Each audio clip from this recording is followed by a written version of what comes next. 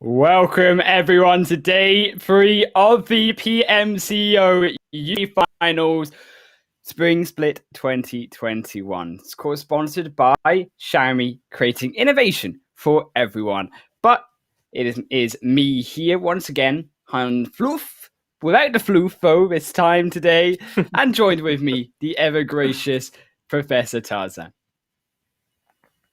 Ooh, can't believe it. We're 2 days down already. 2 more to go. And by the end of these 2 days, guys, we will find out which 3 teams represent our region to go to PMPL Europe West. That's very, very exciting. Such an honor. And these teams are ready to fight for it.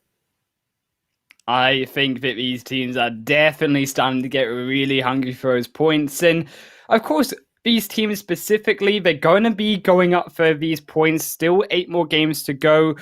But in terms of those points, over in the first position here, Tarzan, those juicy 15 chicken dinner winner points for these teams, if they can manage to stay alive right to the very end. But still 1 juicy point per kill. And kills, as we have seen on the leaderboard, have been detrimental to how these teams have been placing on the leaderboard. Straight off, on our eyes can glance to that number 1 position, Tarzan RESQ, with over 60 points just from kills alone. And we can see RESQ showing us how to play this game, right? Only 1 chicken dinner so far, but doesn't stop them from grabbing the most placement points and kill points in our lobby. And that is just crazy consistency. The team has almost a 30-point lead, right? Quick maths, 24, right? But that is still a lot because another team, for example, the second place team, right? 777 Esports, if they want to catch up, they have to get chicken dinner with 9 kills when RESQ get absolutely none. And I don't think that will ever be possible with the way that they've been playing.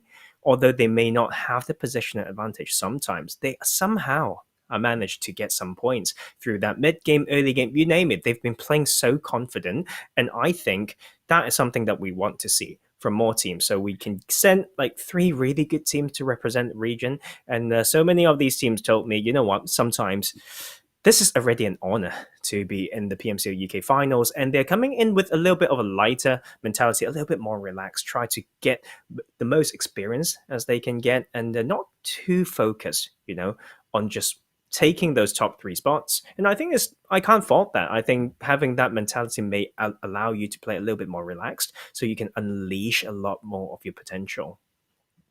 There's a trio of teams here which will be going through to the PMPL EU West. That is what is up for stakes for these 16 squads competing in tonight's games. But looking over at second and third position, these other 2 teams in the qualifying seats right now, 777 Esports and TSC Legends.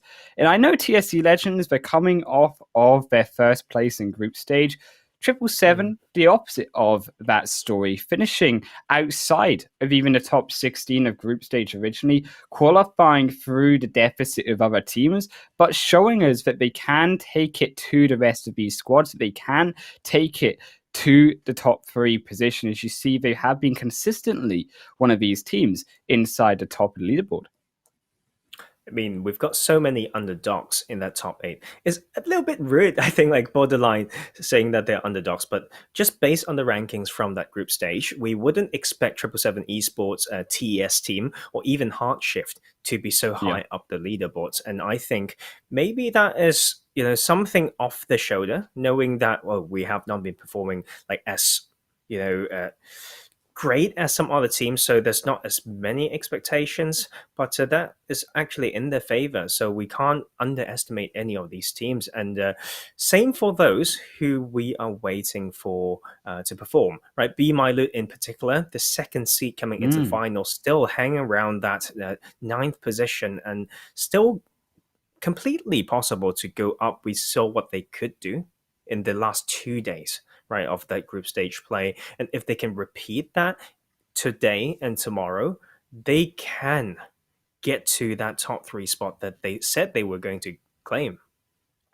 Yeah, they definitely redeemed themselves with yesterday's four matches. But a team going further down that leaderboard, a series of teams, in fact, that you would think would be doing well, of course, based off their position. Royal Knights here, and even actually just above BeMyLOOT, Gaijin Seraphim, but Wild as well below Royal Knights. These trio of teams, they ended up placing above RESQ, above 777, Mm, above TS Team, and around with Ki1 at the top.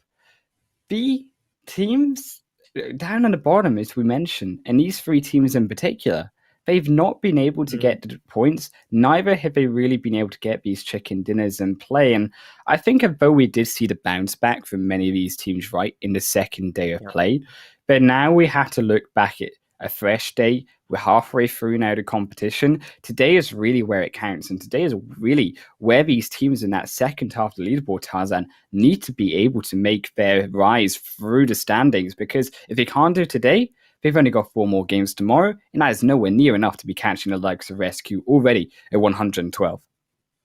And but you know what? Like group stage play is very, very different to finals play because you are literally playing against the same 15 teams for 16 games. So you get to test things again and again. But in group stages, it's very different, right? You play different teams, other than those in your own groups for all those days. But we do switch those things up. So there's a different dynamics, different combination of teams. Therefore, different clashes at different parts of the map.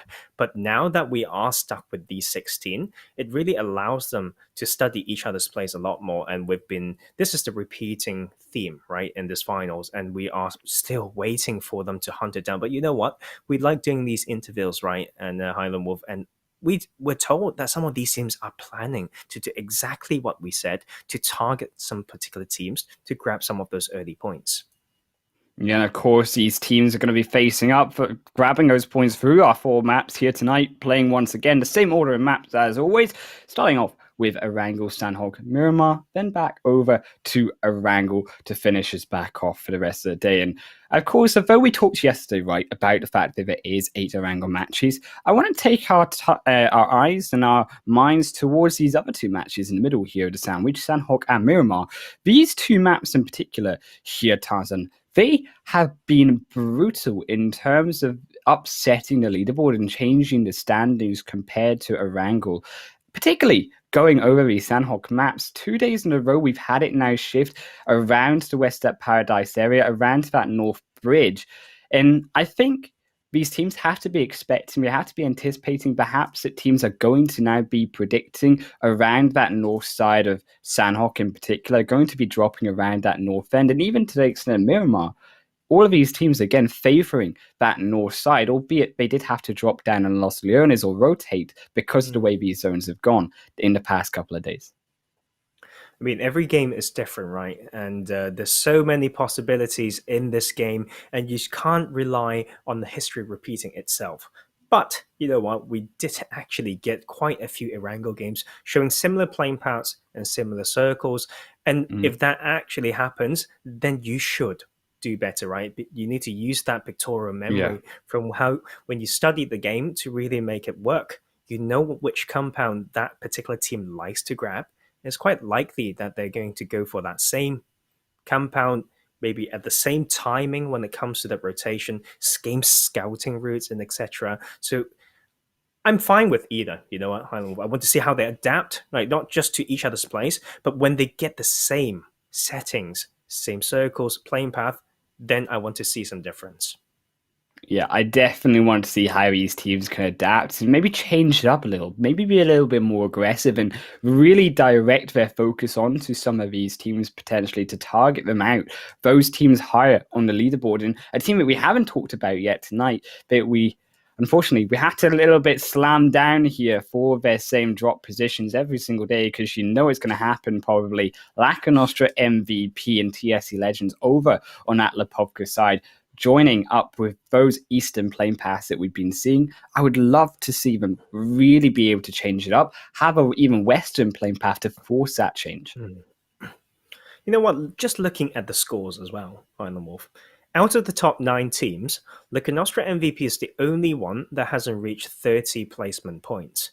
So we all know how good they are when it comes to mechanics. It's about these rotations, maybe. And we have Yeah. to factor in what we said. Okay, of course, right. They keep dropping the Pubg. It can still work. Yes, TSC Legends, who's dropping very close to them, hasn't really targeted them down.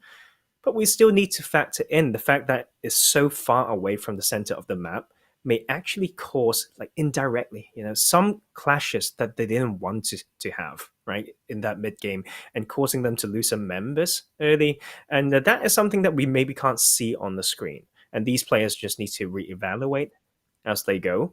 And especially when Erangel is literally half of the number of games that they play.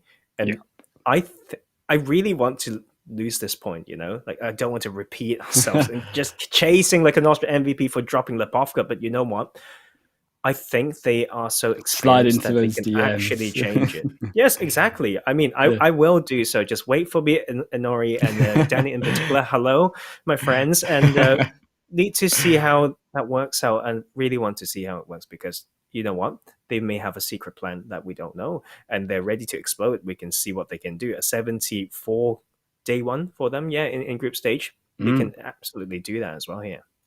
And it's showing with those 74 points in day one, their strength on particular those Sanhok and Miramar maps. But it is Erangel is going to be going over to our screens first. And we have to now put in the question as we land on that playing path where these teams are particularly going to be able to drop in the likes of TSC Legends if they also change up their drop position. Because TSC Legends, every single game, I believe, so far, over Lakonostra MVP in Erangel, they've been doing better. They've been surviving longer than their rival team over on this eastern side.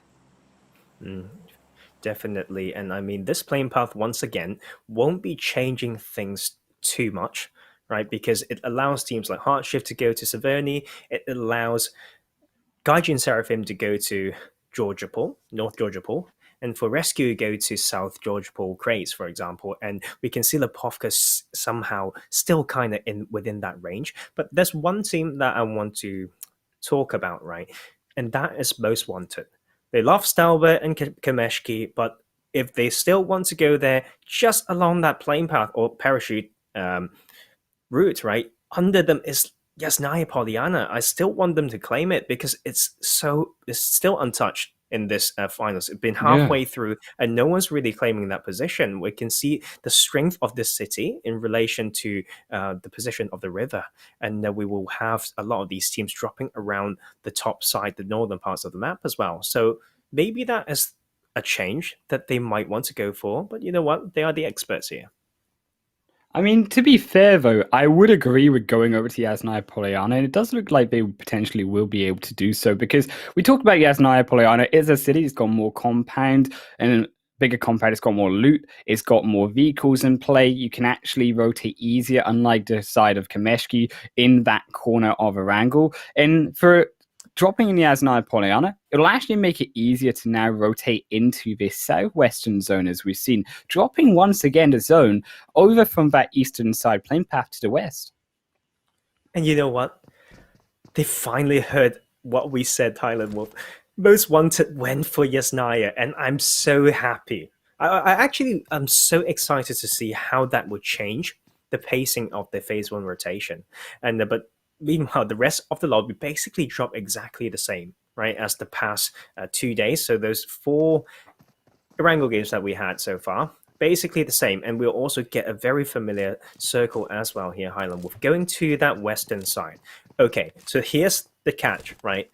Once again, we get that western phase one. How are they going to do it this time, right? In the likes of a team like HardShift that we know likes going for that white rotation, in that anti-clockwise manner along the western coastline, Gaijin, who switched things up to hunt down RENGERS a little bit, not RENGERS, it's the other team. Okay, I kind of just get caught there, but they actually made some change yesterday, right, to really hunt down a team that is dropping with them. So you know what? Want to see more of these adaptations, more of these tactics, more of these spicy action. Not too conservative. Give me some action, right?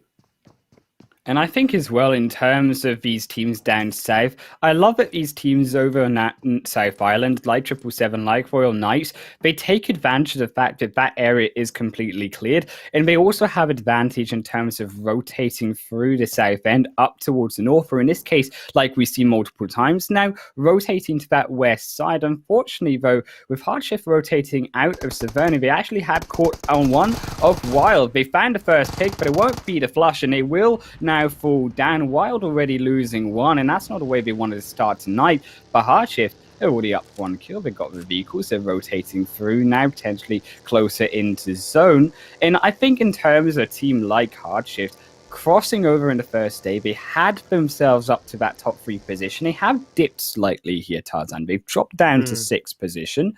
But what they have been able to do is stay inside that left side of the leaderboard, and it's still been, albeit relatively consistent through all 4 games. And a team here that consistently makes it towards those end zones. I mean, HardShift being a team that's been playing together for such a long time, that can possibly allow them to make adaptations quicker, right, and more productively. And we can see them making some changes, right? That type of driving could be possibly explained by some studying that they've done. Like sometimes we see them in Savernah for such a long time before rotating out, but you can see that movement, right? Taking that opening kill actually was something that they didn't do. Is a rotation timing that's been quicker by at least a minute and a half compared to before. And in particular, Lotus told me, right, it's sliding in my DMs and tell me he's actually not so stressed. He knows that they wanted to just get into finals initially, and right now they're not stressed about getting to PMPL, and they're trying to do things slightly differently. So this is something that we want to see, especially for a team like HardShift that was able to capitalize, right, and take these chicken dinners, especially on Erangel when the circle's in their favor. With them playing more proactively, maybe we can see even more, right, a high chance of that happening. And a team as well here, Royal Knights, who finished high up on that leaderboard. I believe it was even the 3rd position they finished up on at the end of that group stage. They have now fallen down to that bottom end of the leaderboard. And for them, dropping in the south end, I think they actually should maybe be a little bit quicker in a rotation through into the center and into a better position inside zone. Because yes, you can obviously stay inside the south end and loot up through the military base. But what you can still do is, because you know a lot of teams don't drop over on that southwestern side, it's still very freely at the early side of the game, rotate into that zone, find a position that you want, and still get all the loot that you need going into the later stage of the game, and still have, even at that point, a stronger position inside to contest some teams, maybe even gatekeep some teams who choose to rotate in early on. Because as we mentioned, these teams don't change their strategies up too much, and they don't really want to change their strategies maybe going into these final 2 days, because as you mentioned, teams maybe being created for the side of PMCO UK, teams maybe not being as confident in their synergy, might not be as willing as the likes of HardShift to make those quick changes and those quick decisions. Completely agree. And I mean, look at that rotation, very close to each other, TSC Legends and Lakonostra MVP. I feel like I've seen that multiple times, right? As well as the fact that TSC Legends rotating very close to Pachinki, so they may come into areas of control of Sons of Odin, where they changed up their drops and went for this very typical drop spot in the middle. But we did kind of gave them a little bit of a hard time yesterday, saying that although they drop in Pachinki, with the access to a lot of these power positions, they are actually one step behind many other teams when it comes to rotating to take a better spot. So we want to see that improvement there, and it's now or never for them, because they are ranked 15th right now with 29 points. And it's going to be a mega climb for that team to be able to grab themselves up into even just, I think initially, the left side of that leaderboard in the top 8, overlooking the side of Gaijin in that 8th position in particular. Another team though inside his top 8 though, Ki1, who has been aggressive and has been adaptive on the other hand compared to the rest of these teams. You saw them in day 1 dropping directly and wiping the side of Lakonostra MVP in Miramar. You saw them in day 2 doing the exact same to the side of TSC Legends in the first match as well. And I think of it now going going into day 3, I expect that aggression to come back out from him again, albeit if not in this match, and another one in the future. But as we see teams do rotate in, as the phase 1 will now clear itself up into number 2, RENGERS, Lakonostra MVP side by side with BeMyLOOT just directly behind. You see Lakonostra MVP will immediately turn around. We're seeing that in that third party peak. They will be able to take one down. Malik though is here for some support, but it's too late already because Senso takes that first kill. Very, very aggressive play there. BeMyLOOT just trying to trail the rotation of Lakonostra MVP, but at what cost? If you're driving like this typical bait, especially when you're only playing as a trio, the second knock comes through as well. RENGERS is in shambles right now. I think that is just not something that you even want to try, right? Like in these type of positions, and that is them losing two very, very early on. Yeah, unfortunately here, they're only going to be down to a solo because, of course, they did start this game in only 3 members. So a really shameful start for them, I think, beginning on this day 3. But in terms of still teams rotating in, I think where the congestion will lie is, of course, this Gatka Fields area. And I would love teams to actually rotate along down this coastline to the south of zone, actually, Tarzan, and be able to take advantage around that ferry pier, going up to the quarry area and take control of those quarry hills to the north of quarry itself. And you'll actually have some strong outlook over towards that Gatka Fields and towards these teams. And maybe a team like RESQ just above that position might look to take that. I completely agree. We've seen teams basically in this PMCO UK winning games when they've taken those quarry hills. It's just really, really strong. A lot of dips for you to protect your vehicles. You get 360 views. You get a lot of safe spots, even if we want a big split around it. And the most important thing is, unlike these positions like the Gatka chopsticks that we're seeing or the multiple compounds, you are very, very predictable. Your rotation paths on the next shift makes it very easy for you to get punished, as well as, some of these compounds don't really have enough cover to you for you to protect your vehicle. So, I mean, for now, we can completely understand why teams would take that, but let's just bear in mind, like the other positions that we mentioned can be really, really strong as well. The problem is these teams settling now in the early stages of this Phase 2 zone inside Gatka means that teams don't have an easy way out. As you can see, Kindboy, when they choose to rotate, they get caught out by other teams already rotating in. His uncles will pick up that kill. Simple will the one to take it up for their squad. And even Most Wanted now rotating up through the Pachinki area on the side of 777 on the outskirts of that zone as well. Looking to try take one pick onto 12. Won't be able to find an entire pick and knock down just yet, as it will just bring him down to half health. Gunner Gaming, Gunner in particular for 777 has been detrimental to their success. He has been popping off from the first day 1v4s to almost grabbing a 1v4 in day number 2. In his general awareness of his positioning through these games, have been carrying 777 in really dire times. Yeah, but we can see the fashion of which they've done those flashy plays, right? Highland Wolf. They still lose quite a lot of members mid-game and relying on Gunners Gaming to maybe frag it out and clutch it as a solo. So we want to see more team fights coming from 777 Esports so that they can show why they deserve that second place right now. And we can also see Most Wanted, right, with that adaptation, which I really like. Thank you so much for basically listening. Maybe they didn't listen, they just realized that's open. And they actually got to rotate in a lot earlier. And I think on average, quick maths there, everyone would have saved roughly 1 boost and 5 bandages, and that is life-saving amount of loot. And they're now in some really decent position, and they can still play the usual style, and they can get that scouting game slightly earlier on. And we're going to have that shift very soon as well. Look at HardShift going for the typical white rotation on that western coast. No surprise there, completely no surprise. Yeah. And we'll have that shift. Woo! Going to the southeastern side, a lot of open areas with Veripia in play and a little bit of that western bridge as well.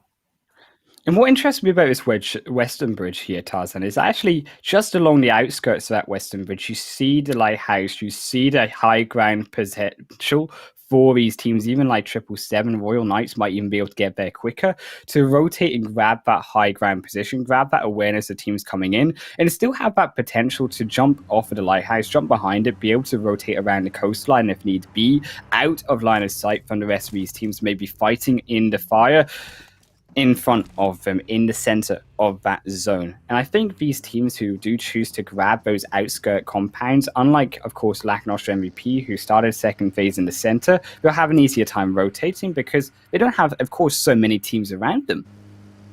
Yeah, and I mean, there's also one spot in my mind, Highland Wolf, that is probably the strongest in the circle. So if we look at the map, right, like when I study the map, I like to look at where the alphabets are, right, and position some strong spots in relation to that. So in that hill between Therapia and the open field, right, on that hill there, above the word Pia, right, the most green bits is some new parts from Erangel 2.0, and that is so strong. You get a lot of sightlines on the southern side. You can find rocks that give you a very good view over that open field, and I think whichever team gets that position should be able to make it to top 5, right? I think I'm being very ambitious here, but just based on analysis on landscape and how that positions favor a team to rotate either side, no matter how that shift is, they should be rewarded for that. And that spot right now is, as we see on your screen, now claimed by Lakonostra MVP, and they have been already rewarded for that. You see Lakonostra MVP taking it up already, 4 kills, and that is mega considering we've only seen one team drop. We actually find the beautiful knock onto that car with Alicio, putting now Uncles in so much danger, in fact, but it's going to be completely wiped out, and they will fall in 15th position. The beautiful shots from that tree line, landing those final 2 kills. It will be 6 now in total going into this first game. But what I do love as well is the position of RESQ along the edge of the east side of those quarry hills and actually taking up the hills themselves. And I think in terms of RESQ taking a broad standard, even TS taking some gunfights, TSE, but I think as we mentioned, just ahead of them, RESQ taking that broad range, taking that broad strength of a position, they're going to be able to outlook a lot of these teams and actually be able to stop rotations of the likes of TSC, or TES, sorry, excuse me, rotating out of their compound.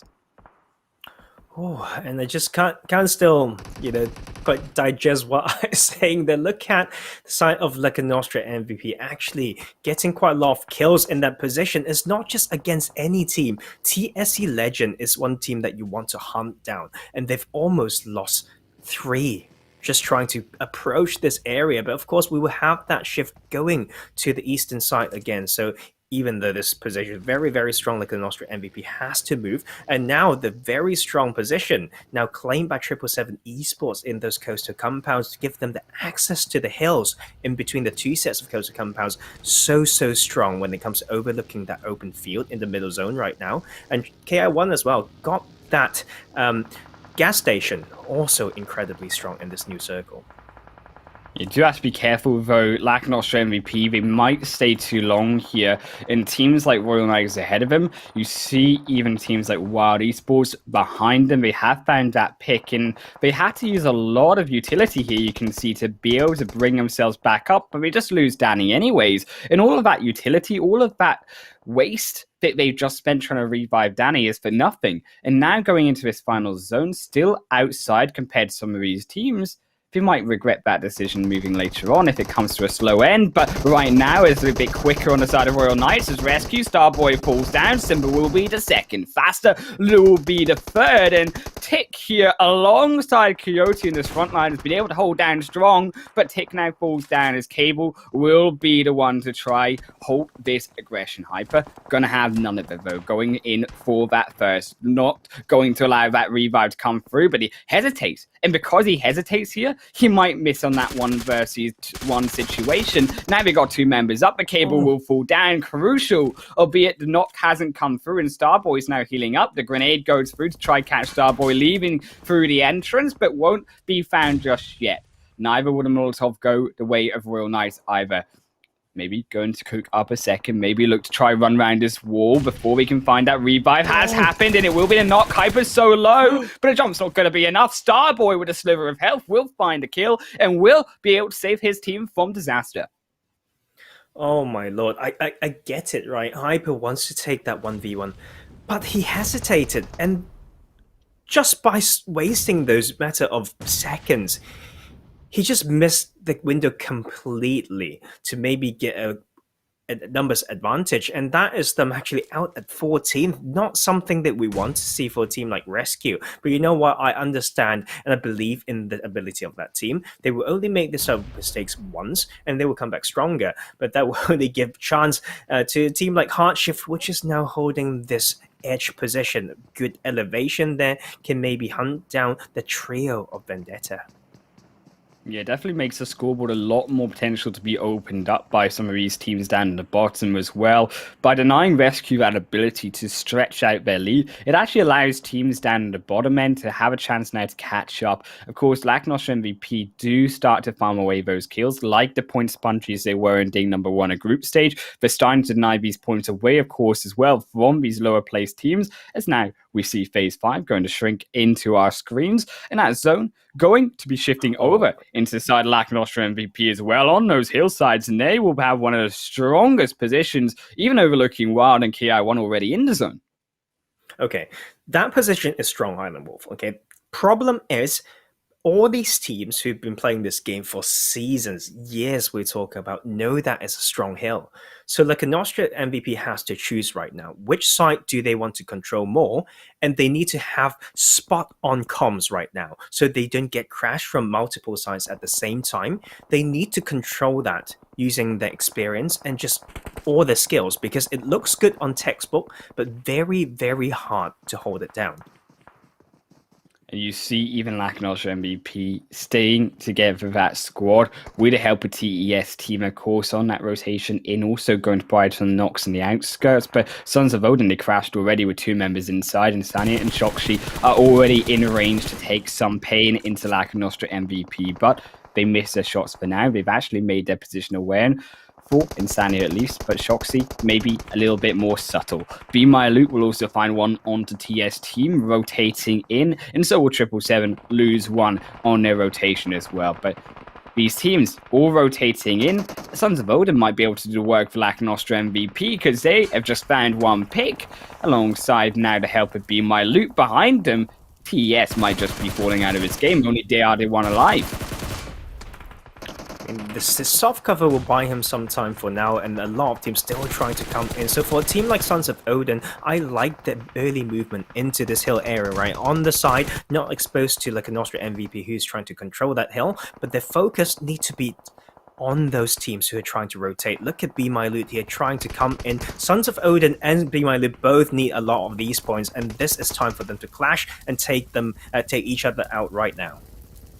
Whoever wins this fight will be crucial moving into the next stage, but has to be aware of Lakonostra and PRO behind them. Sons of Odin hold the front line of Clash Default straight out of the game.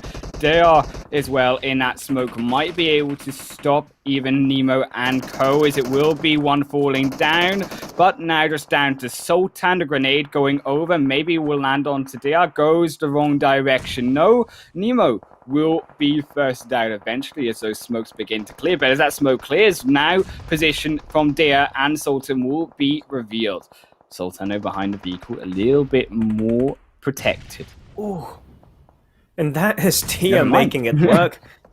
Just, I mean, like landing it straight on it, that distance, you can give away a lot of audio cues as well. So they will live another day. And that is brilliant news for TS Team, a team that is actually at 4th place and a team that we didn't expect them to show up, right? So with 4 kills coming in and grabbing all those loot as well, some healing game might be the plan here. And they can maybe get into that range to grab a little bit more points. And Ki1, another team that has the strong fragging ability. At 44 kills now, they are under rescue when it comes to fragging ability, and Moha will be knocked for now, but that is not too bad for them because they've got that time. They've got a really good spot in the circle, and so many teams need to come in now, and this is the chance for Ki1 to strike. But you see Gunner had that angle inside with 777 looking to make their rotation through into that zone. And with that zone going away now in phase number 6 from 777 themselves, yes, they got the vehicles, but it's going to be slightly more difficult to get their way inside. But albeit 777 do provide some respite for themselves as the flank side will find another knock onto Ki1, and Gunner coming now in from behind the entire squad down just to the south a little bit, looking for some more protection as these teams all on that northern end going to be fighting out. They're going to sit as quiet as they can, but HardShift, they might say something different.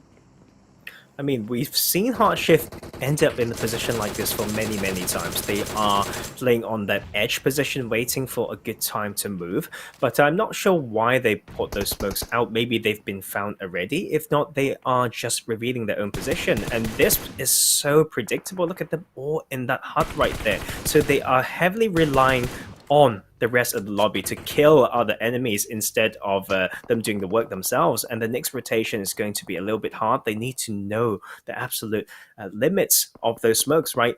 I always like to say that 10-meter diameter, each smoke, 40-second window. You don't want to waste any of that when you are using a cover like that.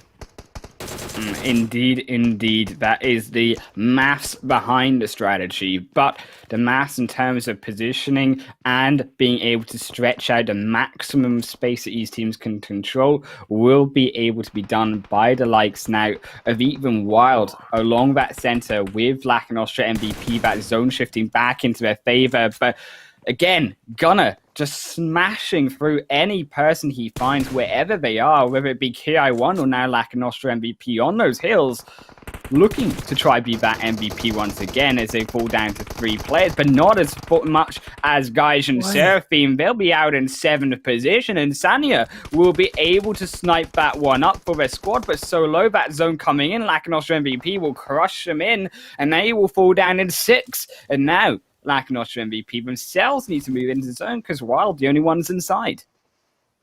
And I mean, I still can't forget about HardShift's position and how that might not be in their favor. I wanted them to maybe crash into the hard covers that 777 Esports were claiming right now, because they were of equidistant between themselves and that cover, but they didn't take that initiative. But now the circle makes it a little bit easier for them. HardShift just need to wait for 777 Esports and Ki1 to rotate, and then they can time that accordingly, right? So they need to move when people are shooting. They need to find out when the other enemies are moving, and they can maybe use that. But they need some cover fire and all those tactical plays as well. And the blue zone has no mercy now already coming in. The Lakonostra MVP wants to take a better spot as well, clearing out this team right here. Wild is down to 1.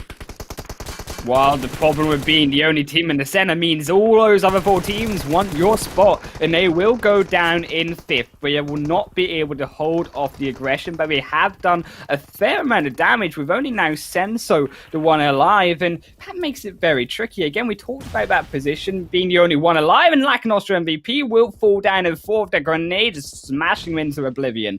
Ki1 no, also down just as Soka's 777 moving in. Gunner, can he make that 1 versus 1 happen? He's on the edge of his own. Goes back into now snake mode, looking to try assassinate away Hisoka.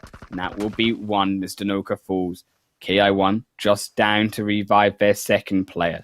Soka now trying to make that revive, throwing the smoke for some more protection as 777 come up first, and that means the aggression comes into them. They'll find the pick. UV will fall down, no, but the spray's too much, and Gunner Gaming, the one with full health, but the grenade comes in, and that will be a beautiful shot coming from HardShift. They kept quiet all game, and you talked about their bad position, but they're the ones with the chicken dinner, my man. I feel like I've seen this type of win. Every chicken dinner HardShift had so far in PMCO UK on this map. And they have similar circles, and they played the similar way. And you know what? I can't fault that, because they could be punished a lot heavier by playing like this. But they took it anyway. There's one cost to this, though, right? Is they won't be able to ramp up those placement points. Let's do some quick maths here. They took that chicken dinner with 4 kills, so that's 19 points. And then I believe it was 4th place for Lakonostra MVP, but they've got at least 13 kills. So that's at least 2 points or more than HardShift themselves. So once again, we have to think about power positions, right? Thinking about 2 circles at the same time, right? Early phase of that rotation, think about where you are now, and the last circle and the new circle, right? But the hard thing is to think about this new circle and the next one with the potential shift. How can I claim a position that doesn't choke me in the next phase? And that, right? You know what is they need to have big brains, right? And bigger than mine even, and that should be decently big if I say so myself. But it's really, really important, and we can see the teams who are able to do that getting heavily, right, heavily rewarded, and Lakonostra MVP is one of them. And although they didn't make it like to take the chicken dinner, but this is a lot of points. They can totally take that top spot if they keep playing like this.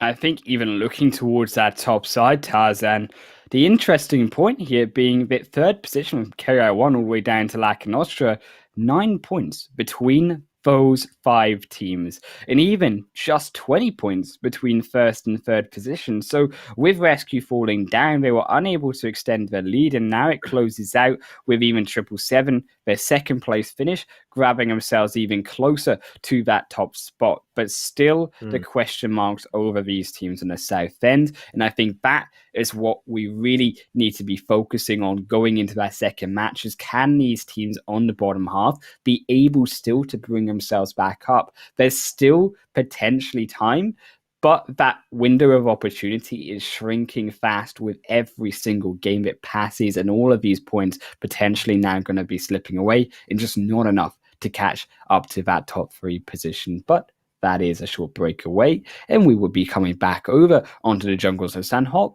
so make sure you stick around, guys.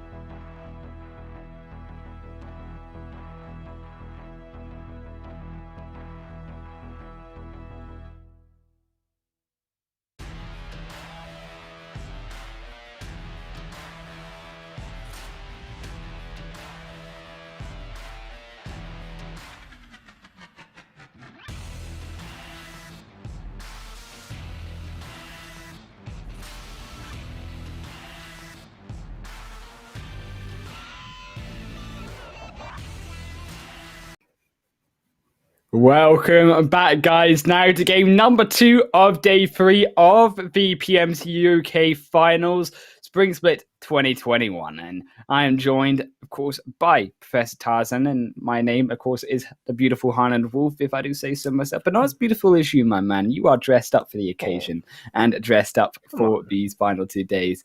But in terms of the second match, so if we're going in twos here, there is a lot to be answered still on that lower end of the leaderboard, Tarzan. And I think they're the ones that need to be really dressing up for now these points and these occasions.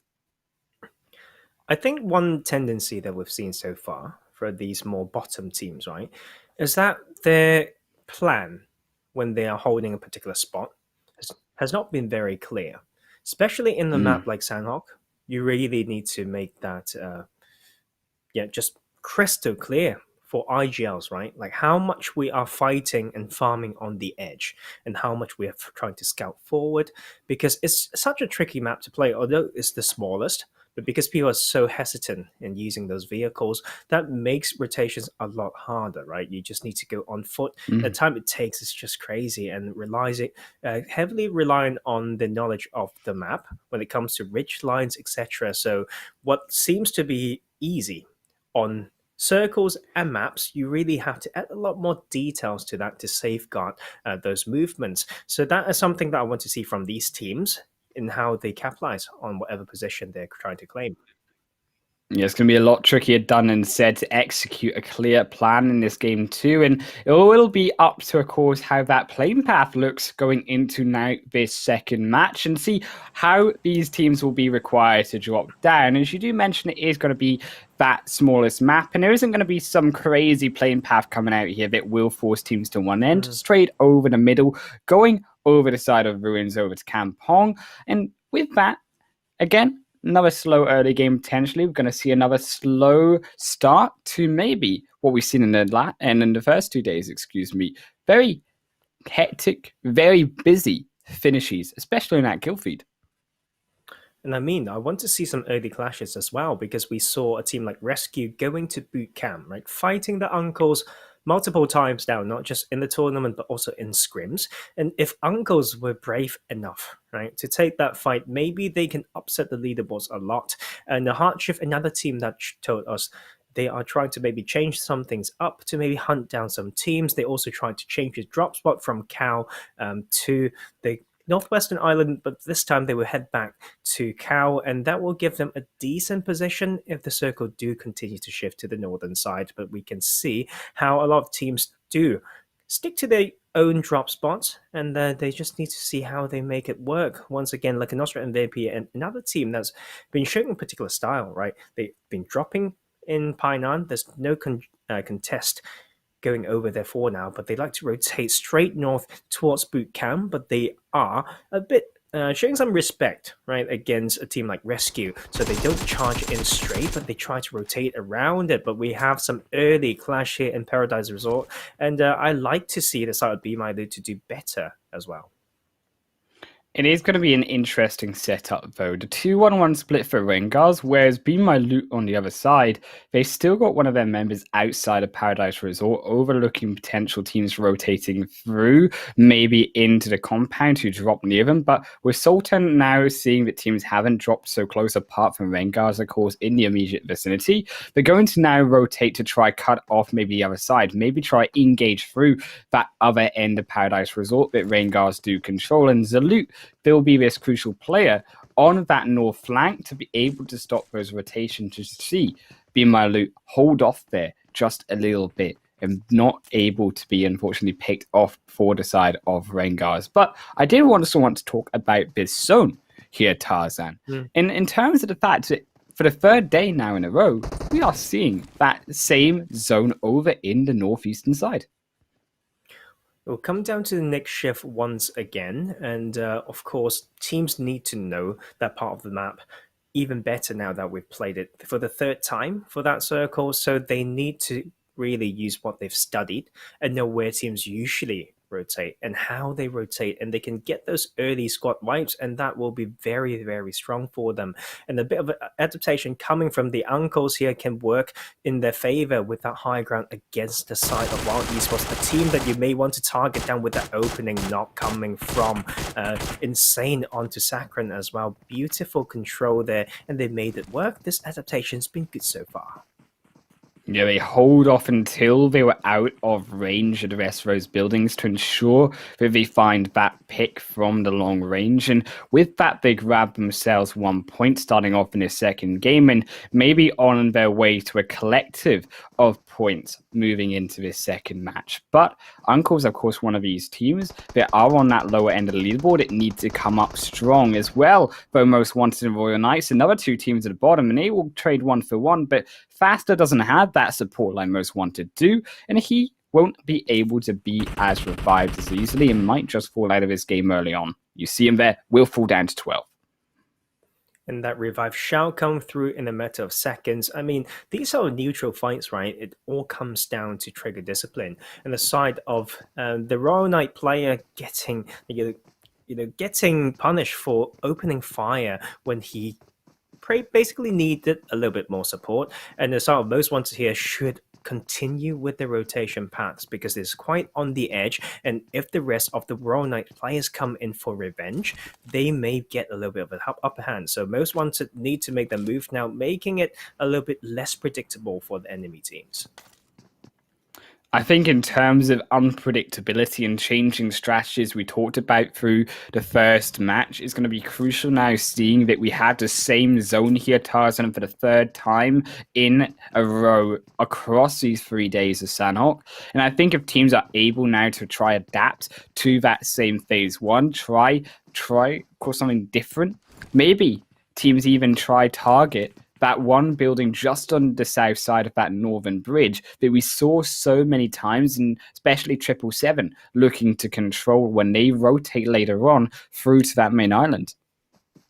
And we've seen this bit of a standoff before as well. Like 777 East was holding Cow, and then with Wild East was holding that eastern coastline of the northwestern island, and some knocks going over to them in the previous games. But 777 Esports have a bit of a different game plan now. They're going for that earlier cross so they didn't choke on this northwestern island, and we can see them actually making that rotation working out for them in the past for that one of the two chicken dinners that they've had. One of them was on Sanhok, and they were slowly rotating through on that main island from that northern side, and it worked out for them. So this might be, once again, a very heads-up play coming from 777 Esports. But you do have to remember it, many teams are going to be looking towards that compound Tarzan, and many teams are going to be looking to try take that spot. Of course, knowing the importance that it has played in the previous 2 days of gameplay, and especially going through towards that second phase zone, that will really be the determinant here for these teams if they choose to try siege over to the south of that bridge. But in terms of sieging through the zone, BeMyLOOT, they've exited out of the side of Paradise Resort. They're now coming up to now Gaijin Seraphim, who are just on the edge of that forest line. And we also see this tendency in the past few days, right, Highland Wolf? Teams don't go down until phase 4 or 5, and that's something that we like to see. And we also saw how Seraphim can have that really good trigger discipline as well as trading ability, such an important area of skill for squad play, but it won't be as easy this time around because they are only playing as 3 players, and they need to know how to split like they are doing right now, and they can maybe capitalize on a team like BeMyLOOT, who are lacking a little bit of momentum so far. Yeah, Gaijin here, a team that do look, of course, really strong in Sanhok. They have been able, even yesterday, to grab up that second position, only getting knocked down by TSC Legends towards the end. And I think also coming off of that chicken dinner even as well here, another team that we should be talking about is, of course, HardShift from that first match, they also got a strong position yesterday, actually coming in third in Sanhok's game for day 2. In overlooking now Tat Mok, they maybe have a trickier time this time round because Royal Knights, they have that high ground, they have that village compound in play, and they're actually going to be able to overlook that more open side towards HardShift. But with this position given away, right, Royal Knights may find themselves in a bit of a sticky situation if they face in Western Shift, because Tartmop is so strong for this reason. It's really tricky to play, right? Big hangers, but a lot of small covers all around, and has immense control around the roads that's surrounding this compound. And I like HardShift rotation here, making use of the advantage provided by the city, and Royal Knights just need to hold their guns right now and be aware of the other sides of the map, because we can see teams being a little bit more hesitant, right, in crossing this road, so they may all come in from a wide rotation from that eastern side. My favorite type of rotation here in Sanhok, though, has to, of course, be that voyage on the seas. And you see TES team going to be taking that one up, rotating through that zone, and actually changing up their strategy a little bit with this boat station and over towards maybe the side of coastline of Cow, and expecting that zone to shift over to the north side. And it will shift over along that coastline, which means TS team won't be knocked out of the game so hard, but importantly, in this now second phase zone, is that we still have the mountain in play. We still have that river crossing through the center, which means these teams are going to be split one side or the other. I think this is going to be a very, very slow phase 2, just because many teams have established the area of control already, and they don't want to risk and give away unnecessary information. Otherwise, we can only see fights maybe like this in between while Esports and Uncle still on that northwestern island, both need to maybe rotate closer to that coastline if the gods of Pubg decide they want a main island finish. And then I think Wild Esports has a good position here when it comes to scouting across, and they may be able to pick some players off from 777 Esports who are going towards that winning compound that they had the other day when they got that chicken dinner. Yeah, overlooking that coastline where we just smashed through those teams playing whack-a-mole with their heads from the top of that coastline. But in terms of still, you should mention teams holding strong through this phase 2. I do expect it to be a little bit quiet. And why it's a little bit quiet, I do want to mention something we saw actually come out of Miramar in yesterday's game, where we did see the road split across teams half and half. This time it's a river here, Tarzan. And what that does to teams going through this second match is teams like HardShift on that western side maybe have a trickier time rotating to the east if it goes towards an eastern side. But even tougher for eastern teams, if it goes over to that mountain, if it goes over to the western side hard in phase number 3, then the congestion really comes around that island and coming across through that central river island and over towards that western coastline. And that's where the congestion, and where once again, as we see 777 positioned already here, could be picking up even more kills. Just really need to wait for that next zone, in my honest opinion. And all these teams, if they ever get knocked right now, it's because they don't know the positions that they're holding as well as they need to, right? Especially when they are in the more center position, they need to keep a 360 view and try to scout accordingly. And the side of Lakonostra MVP, another team that has been excelled, right? Like showing a lot of strengths when it comes to Sanhok rotation as well, because they know the strong and weak parts, and they've been consistently positioning themselves in areas of the map that give them more than one option. And that is something that is so important in a map like Sanhok, when you are not going for that vehicle rotations, understandably. And that is just some skill that we need to see more. And RESQ here actually just holding boot camp very calmly for now and have a good split, having every player to watch a particular side. I think in terms of even the concern though, on the other hand, for RESQ is rotating out now of boot camp. You see so many teams here are positioned ready in their positions for those fights. Ki1, they have found Arga. They're actually going to look for the first. They will be able to find it. And Hisoka with that pick, that's a beautiful one. They will now mitigate potential aggression from uncles if they need to cross over that riverside, as we mentioned, if it does go to one side. That zone, though, will go towards all of these teams and won't be one of those hectic run and gun battles up to the top of the mountain. And in this case, it will now be the side of 777 in their coastal line compound. But even towards more the center, I think the pressure is really on BeMyLOOT in the center of all of these teams. Didn't maybe expect that zone to centralize around them so heavily. And now there's so many potential angles that they're going to have to try control. You know what? For this circle, I actually like it, right? Be a little bit more decisive, Gods of Pubg, and they chose the main island finish. And when we look at the position of teams, right, I want to bring my attention over to Sons of Odin.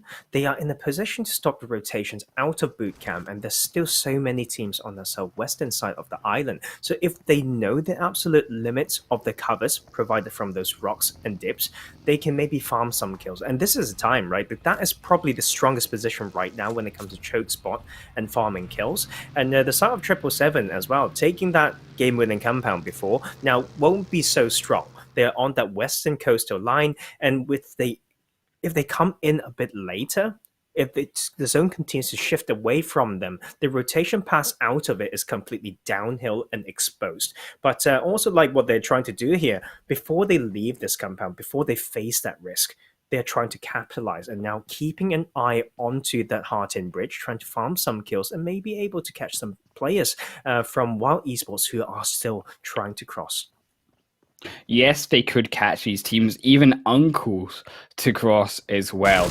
But by staying here, they maybe will, yes, find kills. And in fact, actually go over to Kimoha on the side of Ki1. And I think in terms of the side of 777 rotating back here, they're going to now make sure they don't lose their position in the zone. But while they have us rest very strong here, albeit they have lost 2 kills, and then with Zizzo going down, they've almost just lost the entire squad here. The only one in the water remaining for the side of Wild Esports. And not being a full team here, being too aggressive, going straight through the center in the open fields, not respecting 777 in their positioning.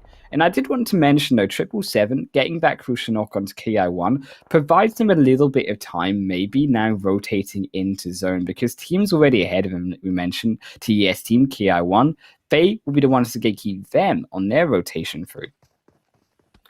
Well, yeah, that is certainly a concern for the side of 777 Esports, but they got those kills though, and you make it so clear they're spot on Highland Wolf when we talk about the matter of respect coming from Wild Esports. Aggressive play is not the same as disrespectful play. For a compound like that you need to run uphill to claim, you need to have a different strategy coming in. It only takes 777 Esports having one guy very patiently prone and they're still behind one rock to spoil that whole push. And the sort of Wild Esports, right, getting absolutely punished for that, as they should. And we will have the next phase. Oh my god. Going to be so chaotic. This center finish with Paradise Resort still in play. A lot of those heavy dips, a little bit of rocks in that middle zone right now. Very hard. You know what? I want to see what HardShift's trying to do, because they are on that edge, but we can see Tapbox potential, like we mentioned before, and shooting down all those crossers who are too close to that main road. But if they open fire at the wrong time, it will leave them very exposed on the next cross for themselves. So that is something that we need to see. And still, 15 teams in this Sanhok game, and we've only got 5 seconds to go before the blue zone comes in. Multiple teams, especially those on the southwestern side, still need to go through a lot of grounds, and that is going to be a bloodbath in a matter of a minute. In the spotlight, even now on RENGERS, to see how they will be able to halt the aggression of so many teams coming into their compound. Of course, being realistically the only compound still fully in play for this zone. But what interests me as well, we do actually see Lakonostra MVP show us how to take an uphill battle, as they did find one pick onto TSC Legends. And because they got that one pick, they've been able to get ahead of TSC actually, and be able to rotate towards Paradise Resort first. Even RESQ, though, a second game, as you mentioned, the strength of Sons of Odin's position, showing up strong as they take down Tick. And I mean, right here, right now as well for RENGERS, who hasn't left the Star Paradise, need to hold it down. It's very, very tricky to play when you're within, trying to hold those from outside. And Most Wanted needed these kills, and Vendetta is absolutely the team that they want to hunt down as they grab another knock, but the return knock will come through. That doesn't matter. They will just flush out even more. Most Wanted up to 3 kills now, and Brody the last one standing for Vendetta UK. Vendetta will have to try all they can to snake their way to a high position on the leaderboard. But right now, RENGERS with a 3-1 split, trying to halt the aggression from Lakonostra MVP, as Senso and Nori slowly make their entrance in. Danny also coming up for some more support, as you see Mizagi even coming up closer to try provide a full 4-man squad to stop the engagement from this team. Lakonostra MVP, though, they are still coming ever closer, and Nori now inside of the outskirts of the Paradise Resort compound, overlooking that balcony area. Only that small wall to protect him, as RENGERS split out now for some more cover. And this is time to really pull away. Lakonostra MVP needs to be patient in here, because we've got the next shift and it goes all the way to Tatmok. And these two teams need to know this is not the time to fight. They need to try to out-rotate each other to get a better spot to choke each other's rotations out. And RENGERS here almost got that one knock, but both of these teams will be choked by the blue in a matter of seconds. This is the time to show how they can out-rotate. They need to be more proactive and start thinking 2 steps ahead. Lakonostra MVP, though, yes, they are now engaging through Paradise Resort. Even RENGERS, so they got the idea in their heads, they got the idea in their mind here, because they're the ones rotating already out on the retreat to get back into that phase 5, because we all know how fast that's going to shift over to phase 6. The blue zone already engulfing players of Lakonostra MVP and frantically try run in. Danny straight through the center, but his position going to be aware by RENGERS team. Over inside the zone, 777 over now facing TES, as Gaijin also from the south end looking to make their engagement in. But 777 stop Adobo and now looking to stop Lord as they come over the top. Lord in the grass. Londa snaking down as well. Blue zone gonna engulf them as well, but Adobo falls completely. Gaijin also going to fall with their second player, and now Lord, the only one alive for the trio. 777 in front of them fall down. And BeMyLOOT has a compound for them to farm those kills, and we can see HardShift actually had some of that potential as well, but some knocks going over to them is such a crazy and chaotic situation. The run and gun and reflex is now, and we're just down to 8 teams in the matter of, I don't know, 30 seconds, and then HardShift will have another team to fight off, and that is Most Wanted.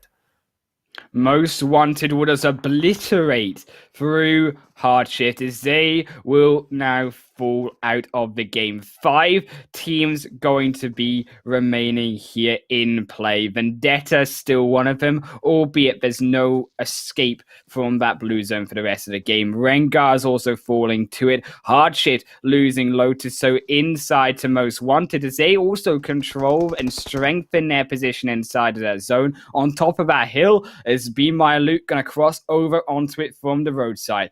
Uncles below them, Most Wanted ahead of them, and that's going to be a sandwich that we have to try deal with.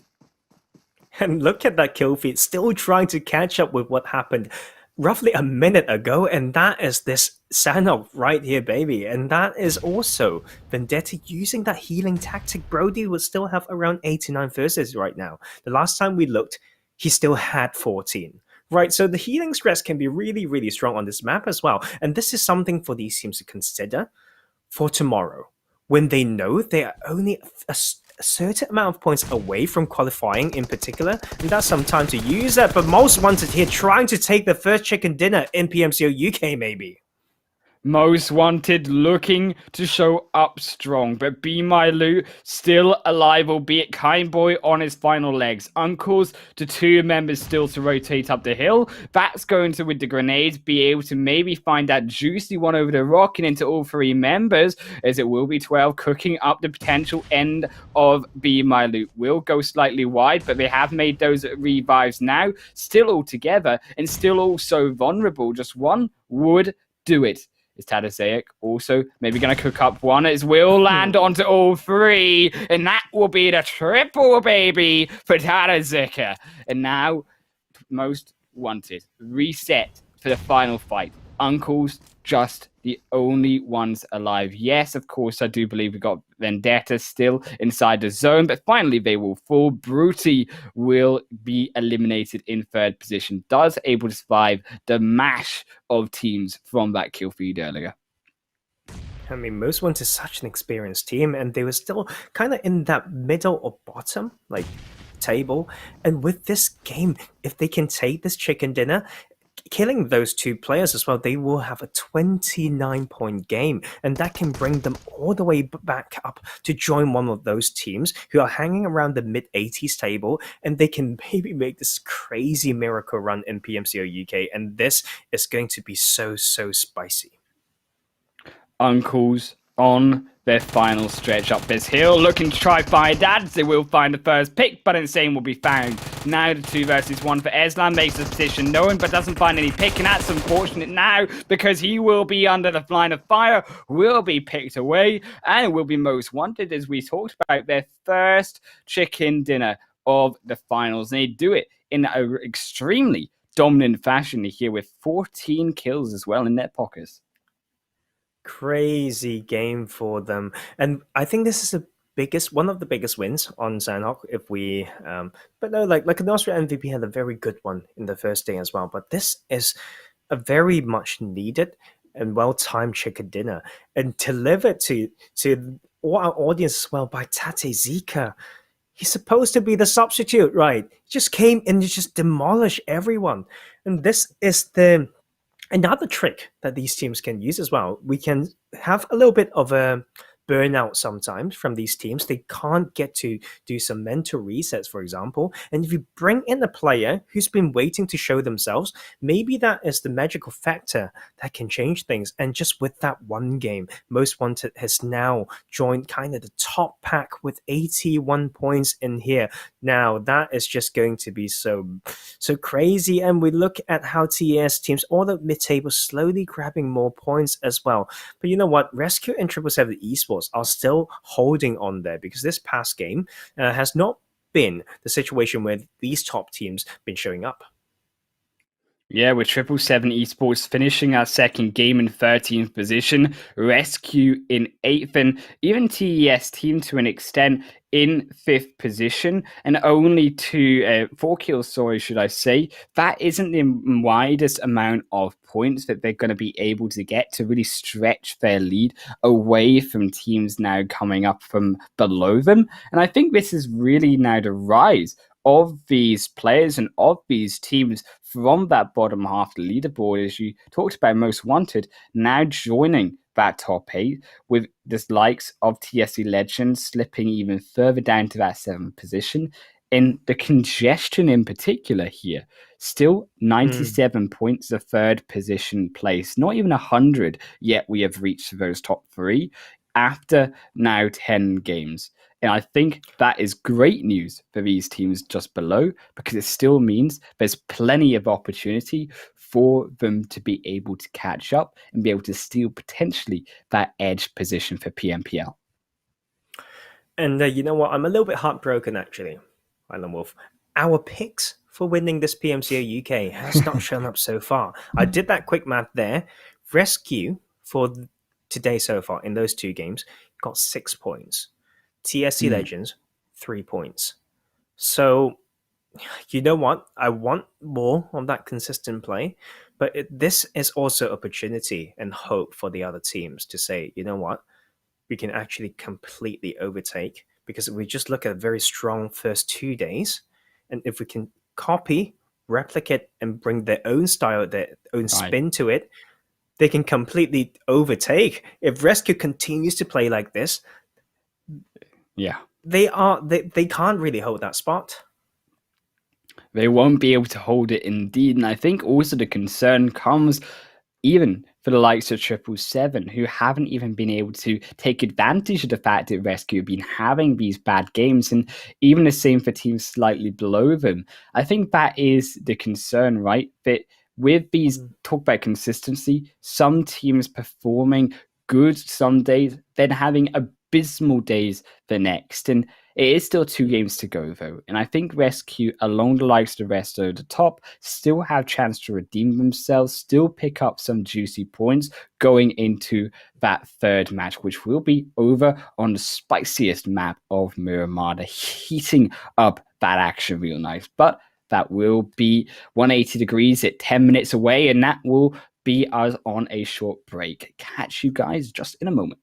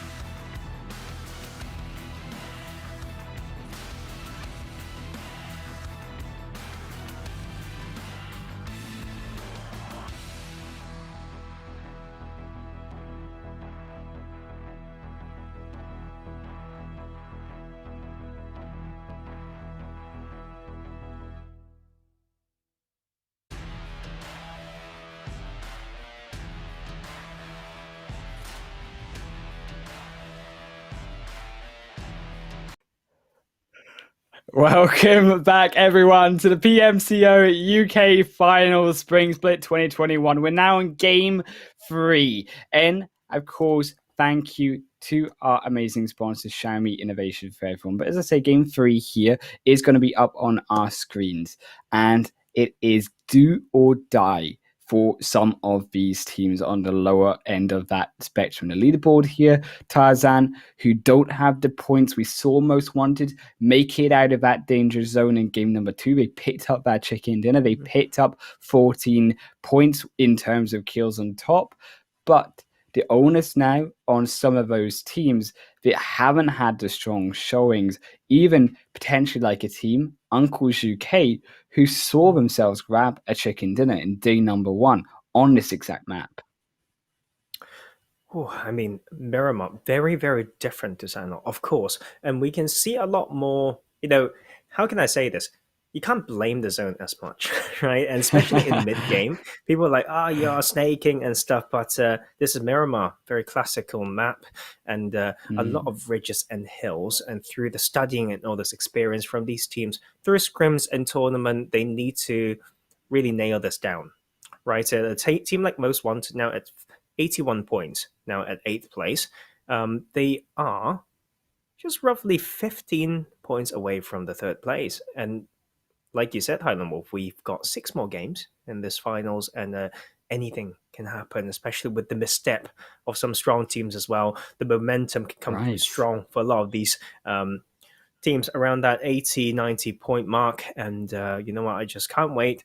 And I want to see consistent play. I want to see good textbook play, good scouting, consistency, clutch. Just give me all of that right now as we have this beautiful desert map of Miramar starting here. It will first hover just to the south of El Pozo, all the way to... And you know what? I'm just going to not play that game for once. And just You're like, I don't want this game anymore. I don't like this game anymore, he says, as it will finish over Junkyard. But I love it. I love this game. You're pretty dead on. Dude, it's fun until it's not, and when you don't know exactly where it goes. But either way, I do want to say, in terms of foundations, going to be the most important thing for these teams now on the lower end to fall back on. What are the basics that you need to be interested in going into this 3rd game to be able to form well with? Talk about rotations in Miramar. That is the most essential thing that you need to be doing in this map to make sure that you aren't caught by the zones. It is a slower map generally, but it can just as easily, with some hard shifts, catch you out if you're off the mark. Yes, and you know what? I paused on that little game there, Highland Wolf, because I've been thinking, right, what would this playing path mean for these teams?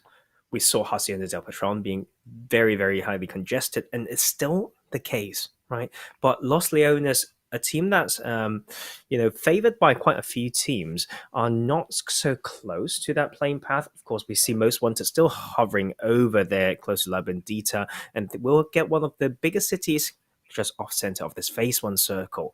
But you know what?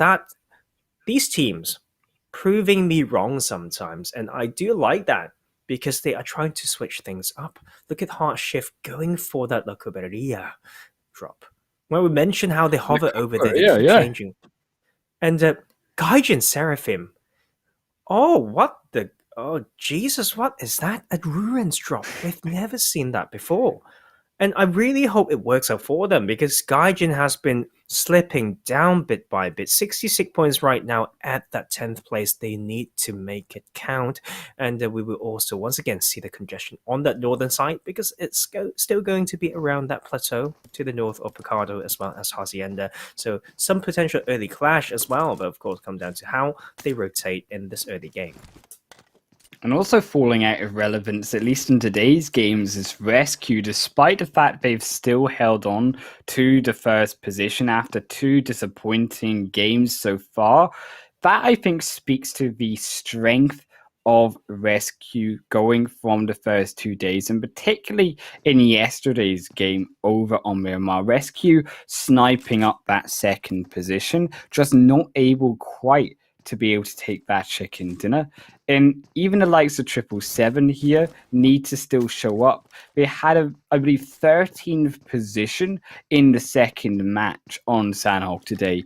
That is equivalent to just absolutely 0 points on their placement side, and totally relying on their aggression and their kills that they've been picking up today instead. Yeah. And you know what? Once again, want to see. Sometimes I feel like I'm learning as well, right? Watching these players play, see how they use a particular position. Sometimes we know it's strong, but like I always like to say, Island Wolf, some strong positions can't work on its own.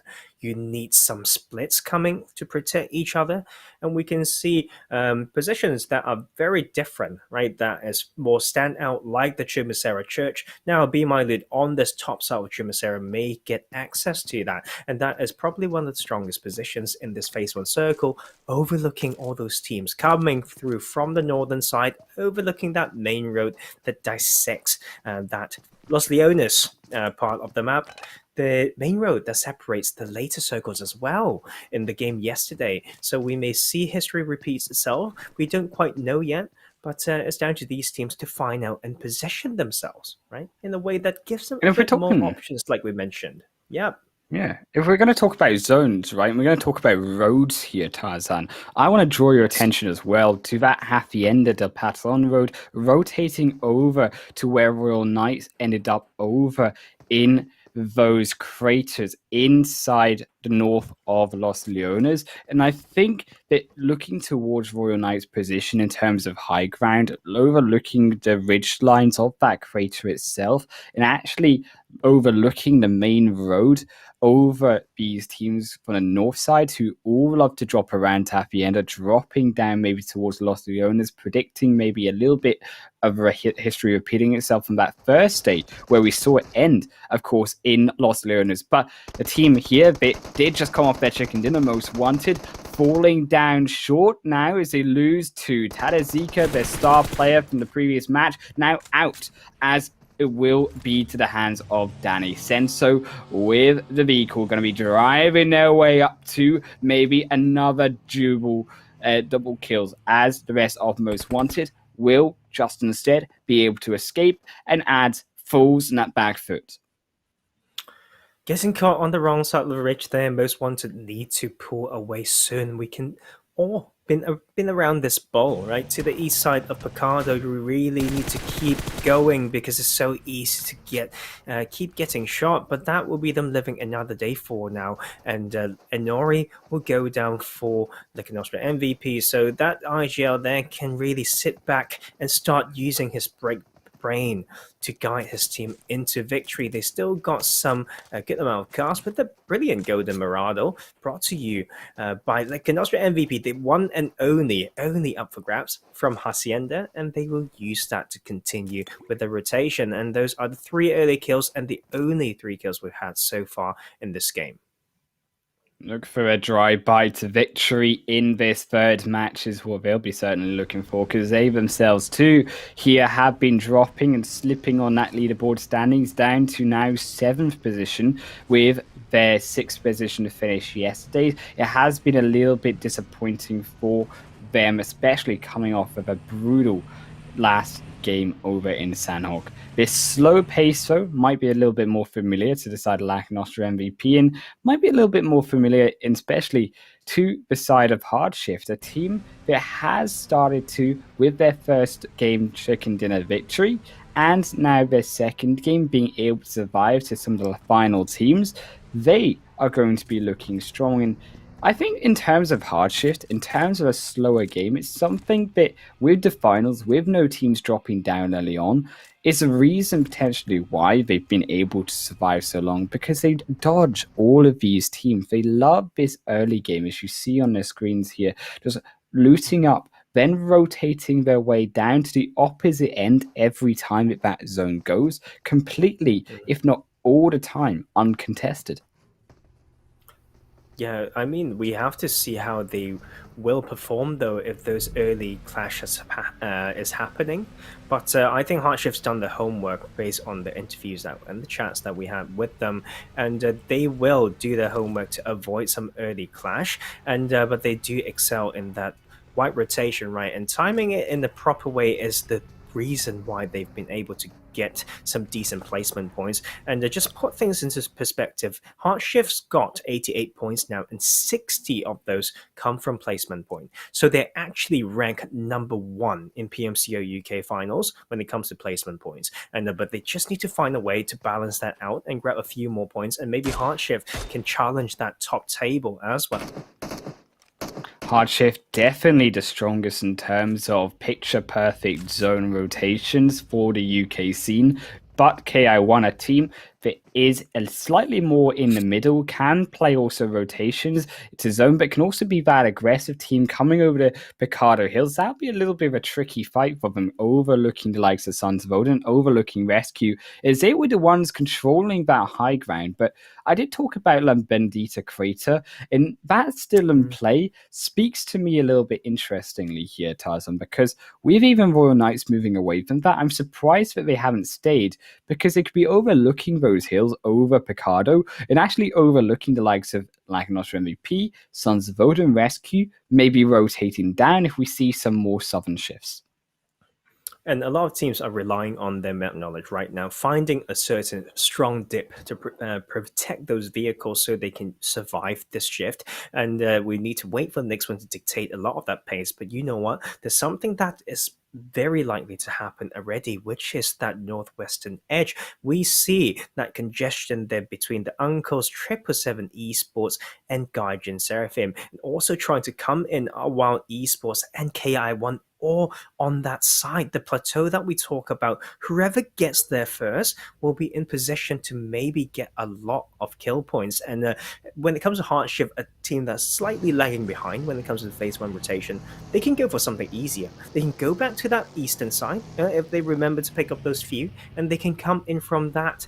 And that will be probably a little bit easier. But who knows? Maybe they want to come in slow, playing that edge, and farm from behind as well. So you know what? Just excited to see how these teams try to control those grounds and rotate in. Unfortunate though for Hackshot, as he will fall in between two sides of 777. Gunner will be the one to finish that off, steal away the buggy as well, but he won't use it just yet because he's hunting for more kills along this ridge line. Is Ki1, Soka, and Moha now going to be raking their way through, but a beautiful shot in the back of that vehicle will blow it up instantly, and Soka also falls down. But on the other side, still RESQ on those Picado Hills, now coming off the end of them, is fighting against Sons of Odin, a team he had desperate for points, and a team that could upset still number 1 on that leaderboard. And RESQ is in position to win this maybe. Coyote will go down, but the rest of the team is still fragging really hard with the relative high ground as well. Sons of Odin seems to be holding a position that they didn't plan to end up in, right? So there's time to use the utilities perfectly and find a different spot right now. And Albert tried to return some fire with that Mini 14, won't find those angles, and will just start to cruise away, leaving Insania to bleed out, just doing damage control there. And that is the patience that we need from them as well. And I actually want to mention TSC Legends, Highland Wolf, because they've been playing the past 2 games, including this one, as a trio without their 200 IQ IGL Bujo. So they are trying to mess with me here. I was trying to make them my favorite team, and they're playing as a trio, and that is not going to be easy. Look, we've seen trios in past competitions be able to show up strong. Just see if they can hold on for now and maybe grab those placement points like HardShift have been able to do so successfully. But RESQ, they need to now be successful on 2 fronts, because not only with Sons of Odin, they're now losing teams to Wild on the other side, they're even losing teams to TES Team, rotating in behind them as well, and Tick very split away in that shed compared to Coyote, as DR are going to be the one in between them. And this bowl, right, to the east of Picado, so highly contested, just because of numerous dips that you can get. If you can play patient and use your trigger discipline and audio cue senses, you can really grab so much, and the elevation and scout potential around is so strong as well. And it is just on that northern edge still, and we will get a little bit of a center circle closing in to those open grounds to the northwestern side of Los Leones. So a lot of teams will be able to benefit if they can grab a spot early with this particular type of landscape. I'm feeling some deja vu here from that Los Leones in the first day, as we still overlook teams rotating in. TES won't be so easily punishing onto 777, as they will fire some kills and some potential knocks back. But you do see on the other side still 2 members of RESQ alive, and crucially, RESQ, the way they got that second place yesterday, was holding on with their final player, Blood, into that final zone. And I think if they evoke, be it 2 players remaining here, do that same strategy, it could work out for them again. And that's still 12 points going to be going over their way if they can repeat history. Yes, and that is also some strategies that we need to remember. Knowing how to play safe, right? Just as your lonesome.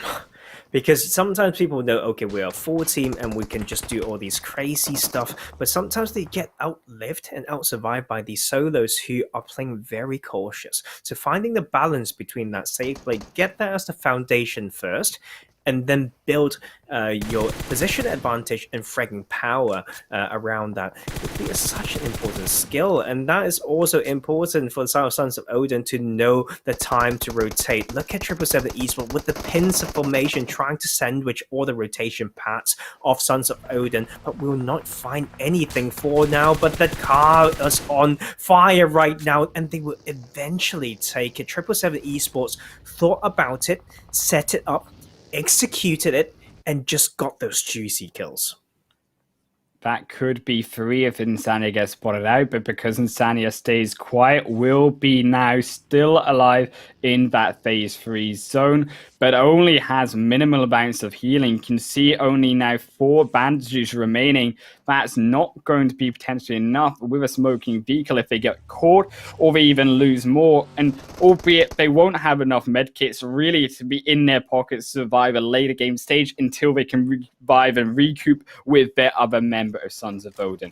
But now coming inside the edge of that zone, teams starting to make it in. TS Team, Uncles, along the edge of these ridge lines, along that roadside where it finished in yesterday's matches, as it will be now 1 to fall down for TES. RESQ even picking up 1 on that north side. You see the congestion on your map, 777 and Royal Knights fighting over Land Bandita, but all the meanwhile, that zone shifting down towards Los Leones in the south.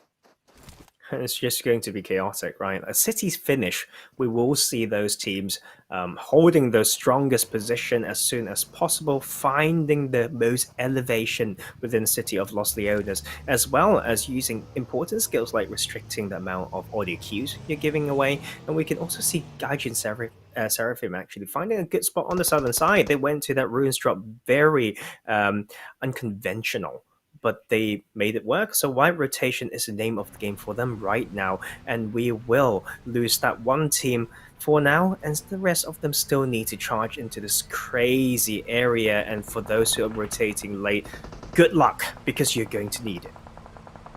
Waiting now for the side of these teams to take a page out of HardShift's book and make maybe these ride rotations through to the outskirts of Los Leones. Inside though the edge of our play zone, 777 losing 2 in disaster, holding on to that north side for too long as RESQ and Royal Knights out rotate them. Royal Knights even rotating out RESQ here. The final 3 members, all they can do is try hold on as long as they can. Remember, they have lost Tick though. Tick, one of their crucial players in these series of games, but still the whole team stand strong for what remains. Royal Knight overlooking them from 3 different points. The smoke going to come up. The 1 vehicle means that it might be such a hard rotation, and with TS Team could be curtains for this squad. And the sort of RESQ, right? Having 2 rough games so far, they really need to rely on Royal Knights to know when to rotate away, right? Because they are doing this at the cost, right, of not scouting forward and tanking the blue. Look at that amount of HP is ticking every second. Royal Knights need to rotate now, and that will be rescued. Maybe living another day. I don't know for how long though, because that traveling distance is so far away. And they've only got limited vehicles, and that bus that is on fire, very slow and very, very dangerous. You see Blood get knocked down to that play zone on top of Hyper as well. We mentioned how dangerous that play zone is starting to become for teams getting caught outside of it without the healing after some previous sites that have been taken by their teams. In Royal Knights, they stand strong in Los Leones, looking over that north end as Lakonostra MVP also overlook Uncles in that beautiful 5 stack. Going to be on the outskirts, scouting over that roadside and over that open field, picking off kills as more players and more squads rotate in. You know what? Actually, I like to do player development, right? I like to coach people. I think this type of finish, right, will test players' knowledge of the map. If they can pinpoint on the minimap which exact building is some of the strongest ones, that is like a skill that they need to demonstrate. If they struggle to do that, and for all those viewers who are trying to show up on the stage like that at some point, that is the type of stuff you need to know. And we can see HardShift actually having been blessed by the circle once again in their old drop. This is exactly where they drop, right? In their old position and their old plan of western side of Los Leones. So we talked about how they can sometimes get finish at where they like to drop, but not able to show that they know the map better than others. HardShift need to show it now, and the white rotation once again come through and will be holding that spot comfortably for now. But HardShift as well. They've once again done the rotation against where the zone has been shifting towards the south. Not so lucky of a rotation of TSC Legends, as they will now be brought to 2 players, Ki1 and BeMyLOOT, still on their journey inside as a hectic cluster of still 14 teams alive over in this single Los Leones city. Edge of Los Leones, not even inside the center. As it will be on that edge. Starboy get picked apart by K2 entering inside a building. That with the first kill. As now the second on Faster looks to try and make that rotation through the window. But a free also help from RENGERS will help knock down the second member. And Royal Knights also fall out in 14th position. Brutal for them trying to now get up on that leaderboard. RENGERS, another team desperate to get to the top, bring themselves up to now 2 kills, just have to hold strong.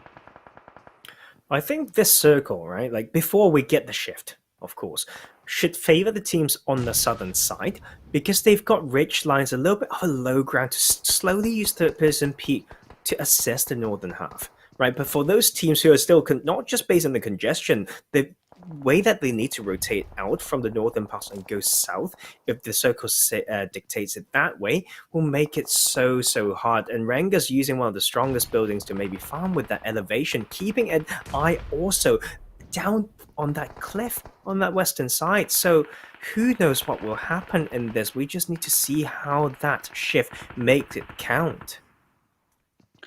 U3Q holding on to the edge as those grenades hit on the side of the wall beside him. The team of RENGERS still one of the strongest here as well inside Los Leones, as on the outskirts, Uncles also slip out of the game. 12th position for them. Now K2 though and BeMyLOOT even edging closer, and just outside the window these duos sit from RENGERS, unaware of RENGERS' position. And they need to know Los Leones better by now, because we had one of those finishes 2 days ago, and we will actually have it pulling away from the city, going to where HardShift likes to drop, but they don't have a spot yet, and now in that circle, controlled by BeMyLOOT and Lakonostra MVP. It's so tricky. So many teams need to escape from the city and drop down that cliff as well. Where are the vehicles now? And this is the question they need to be asking, as well as when to time it. U3Q actually clutch it with the drop shot, eliminates TSC Legends out at 11th place. The double for RENGERS as they bring themselves up to 4th position. Heartbreak for TSC. It will only be minimal earnings for them in this third match. But inside, we talked about the strength of particularly Lakonostra MVP, and they're going to have to show that as Gaijin show up strong with a two-man rotation. Kosti falls down first to Alicio. They'll need to still find the second. The RENGERS in their own fight over Vendetta as Malik holding on to the peak. Can't quite find the shots right now onto Bilal. Will stay strong through that smoke line. Malak now also takes cover. Reload. As it will be Aiden jump down and will assassinate the front line of RENGERS. Meanwhile, on the back, they rotate away inside zone, use their fallen man as a distraction. Oh, really tricky now. Look at the congestion now coming in. Everyone's trying to send in while Esports try to contest it, but will get punished for that. Coyote try to hold against more than one. Will take one before he goes out at 9. Lakonostra MVP now with the numbers advantage as well. Can maybe hold this down, but with the surrounding landscape, makes it really predictable when it comes to where they are going to peak. Lakonostra MVP in the driver's seat, though, towards the center of zone, still have the compounds in play. And we see the side of RENGERS moving ever so closer. And we've seen how quickly it can breach a building, how quickly it can breach a compound on the edge show. Royal Knights fall to Vendetta. Now one of Big Boss for Wild will also fall to HardShift from the opposite end as two teams pincer. Wild might be the next ones out of this game. Only Sakharine remaining, and he has to make that run out of the factory area and through, but it won't be for long because he's falling down to the bullet, and that will be the knock and the pick out for Wild Esports in 6th position. Vendetta still on that mountaintop inside the zone. Oh, really, really tricky one. Just really waiting for that shift. Now, HardShift using those ridge lines on that south side can be to the advantage, but there's no more cover other than those going in. So we just need to rely on ridges, but that is good for them. Look at that drop position with this ridge line close to that care package is the home for HardShift on the next one. They just need to be careful of these angles from the hills. Bilal from Vendetta still in here, making it to top 5 and maybe able to upset the leaderboards even more. But phase 6 has shifted away from Vendetta here, and it will be the duo to make that road down, just like we saw earlier as RENGER take that journey. Lakonostra MVP, though, still trying to control all other teams. 4 to be exact, still the full squad of HardShift up, edging their way closer to zone. BeMyLOOT directly in front of him, and the opposite end of that ridge line. Lakonostra MVP in front, and Vendetta overlooking them. It's going to be a hard northern scene for the side of HardShift, but even harder down south for Vendetta as they're getting fired upon. Lose one member, have to stop in the smoking with that zone closing in. There's no time to really make that revive. You see Bilal already making a journey down, but gets shot in midair by now RENGERS. The loot on the edge, but that position being given away, and BeMyLOOT to finish off RENGERS as well. And we can see the functions of each player as well. Look at Lotus, always playing that spoiler, being out of the circle a little bit and wait till he absolutely has to move, trying to do as much damage to BeMyLOOT now. That shift needs to be really well thought out though, because if Lotus loses too much time, rotate late, he needs to just use those covers really well, and now he's on the go with Sponge, getting one entry spot, will be able to third person peek, but that ridge is really predictable, so he has to respond really quickly when it comes to utilities raining in from the other side. HardShift holding on for now. The 3-1 split as RENGERS get grenaded out of the game in 4th. Lakonostra MVP, Danny on that rooftop, overlooking HardShift in particular here as they just hold for now. HardShift 4 versus 3 situation. BeMyLOOT on the edge could play spoiler, crossing over into the building itself. It's Sultan on the snake. And I think HardShift just need to throw one smoke onto BeMyLOOT now, and they can try to make that cross. Use aggressive smokes right now and then open with the frag grenade. And they will also be blessed by that care package as well. So this is the time for them to think. They still get around 30 seconds to plan this out. And the timing of this move will be absolutely vital. And they are still trying to use some smokes on themselves. So I actually am a little bit worried for them when it comes to utilities late game. But they They did throw some smoke, don't know where that's from, but that will block the sightlines of BeMyLOOT for now, and you can see them starting to allocate resources as well. So that can be a saving grace for the side of BeMyLOOT to maybe get some more placement points when the side of HardShift is trying to fight. But Lakonostra MVP, they can still see them over on that ridge line. It's going to be so tricky for HardShift to decide exactly how they choose to rotate in. Actually, BeMyLOOT using that smoke line now all the way towards HardShift is a play zone will suck up Kindboy. Now only 2 remaining for BeMyLOOT as they continue along the smoke line, keeping themselves quiet for now, but Kindboy gets finished off by Spartan. 2 kills now in total. HardShift looking to make it 4 as BeMyLOOT come into the cover, but Spongy might just be the first to fall down. Lotus instead as well. Spongy's still alive, but so is Nemo to do even more damage as Sultan comes through to smoke from behind. Lakonostra MVP, all the meanwhile holding on to that chicken dinner win. As Spartan will fire back in, make it a first knock. Now Nemo to the second. BeMyLOOT fall in 3rd position, but the damage has been done. Only Spartan up, and Lakonostra MVP, they can see that kill fever coming over the hill. They want that final pick. They will find it. HardShift fall in 2nd position, and it will be Lakonostra MVP still throwing strong with now 8 kills in another chicken dinner.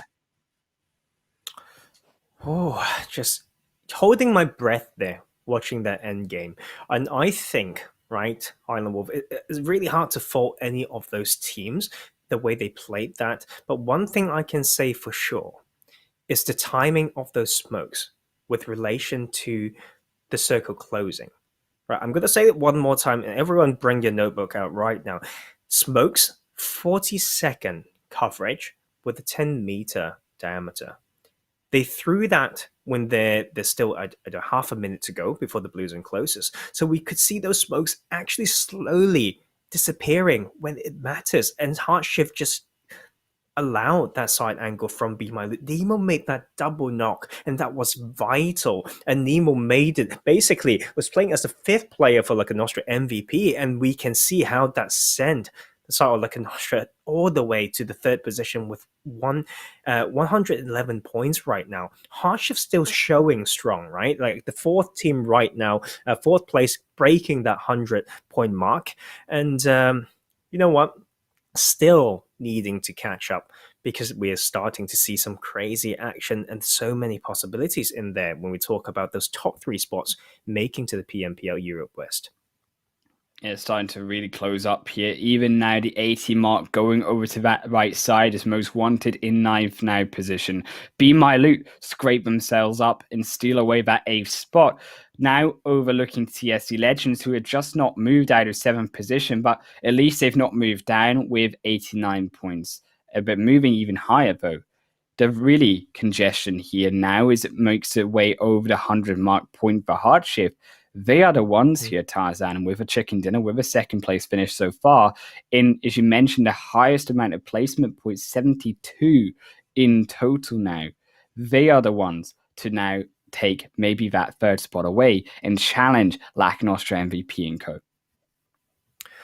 You know what? I actually have high hopes for HardShift because a lot of teams don't know how to play their own game, but HardShift has found it and is still a style that can get them consistent placement points. So that as a foundation is important, right? You can't just say our strongest suit for now is running around killing people. Rotation is still very, very important, and seems like they can play that rotation game now, and they need to just find an adaptation to not lose that edge that they have, but transition that into kill points. Just look at those top 9. They had the lowest amount of kill points. So that is, I don't know. They need to find their way. I can't say how, but they have a very clear goal here when it comes to, like evolving into an even better team. So, you know what?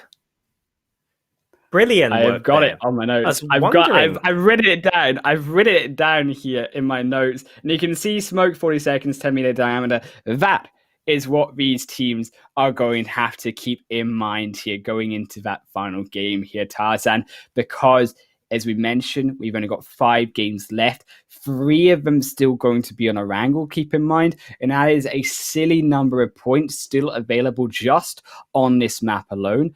This is a map specifically where it's going to come down to who takes those top 3 spots. Because if you can't beat Erangel now, with a majority of these points coming from it, 60% of points going to be coming now from that one map alone, there is no hope realistically for you getting that top 3 finish in for the PMPL EU West. You know what? I think this is such a great opportunity for teams to really boldly test things now, right? You've got nothing to lose. If you can dedicate yourself in a particular style or just one plan, right? We've seen how teams were focusing on one thing, and it worked out better compared to teams who try to fix many things at the same time. And no, I just need to see how they play this last one, because once again, we will have Erangel on our screen later on after that small break, and it's going to be crazy because I think teams will still keep on trying different things. Hopefully a different type of playing path. Just give me a Western one, right? I want to see how Lakonostra MVP plays it, because they are showing some strengths. Right. And if you have potential, you shall be tested. And it will. I believe that they can come out strong still. Yeah, the test now comes down to Erangel and those Green Hills. Just a short moment away. It will be on our screens to see who takes the final chicken dinner of day 3. It will be a strong one. Stay tuned, guys.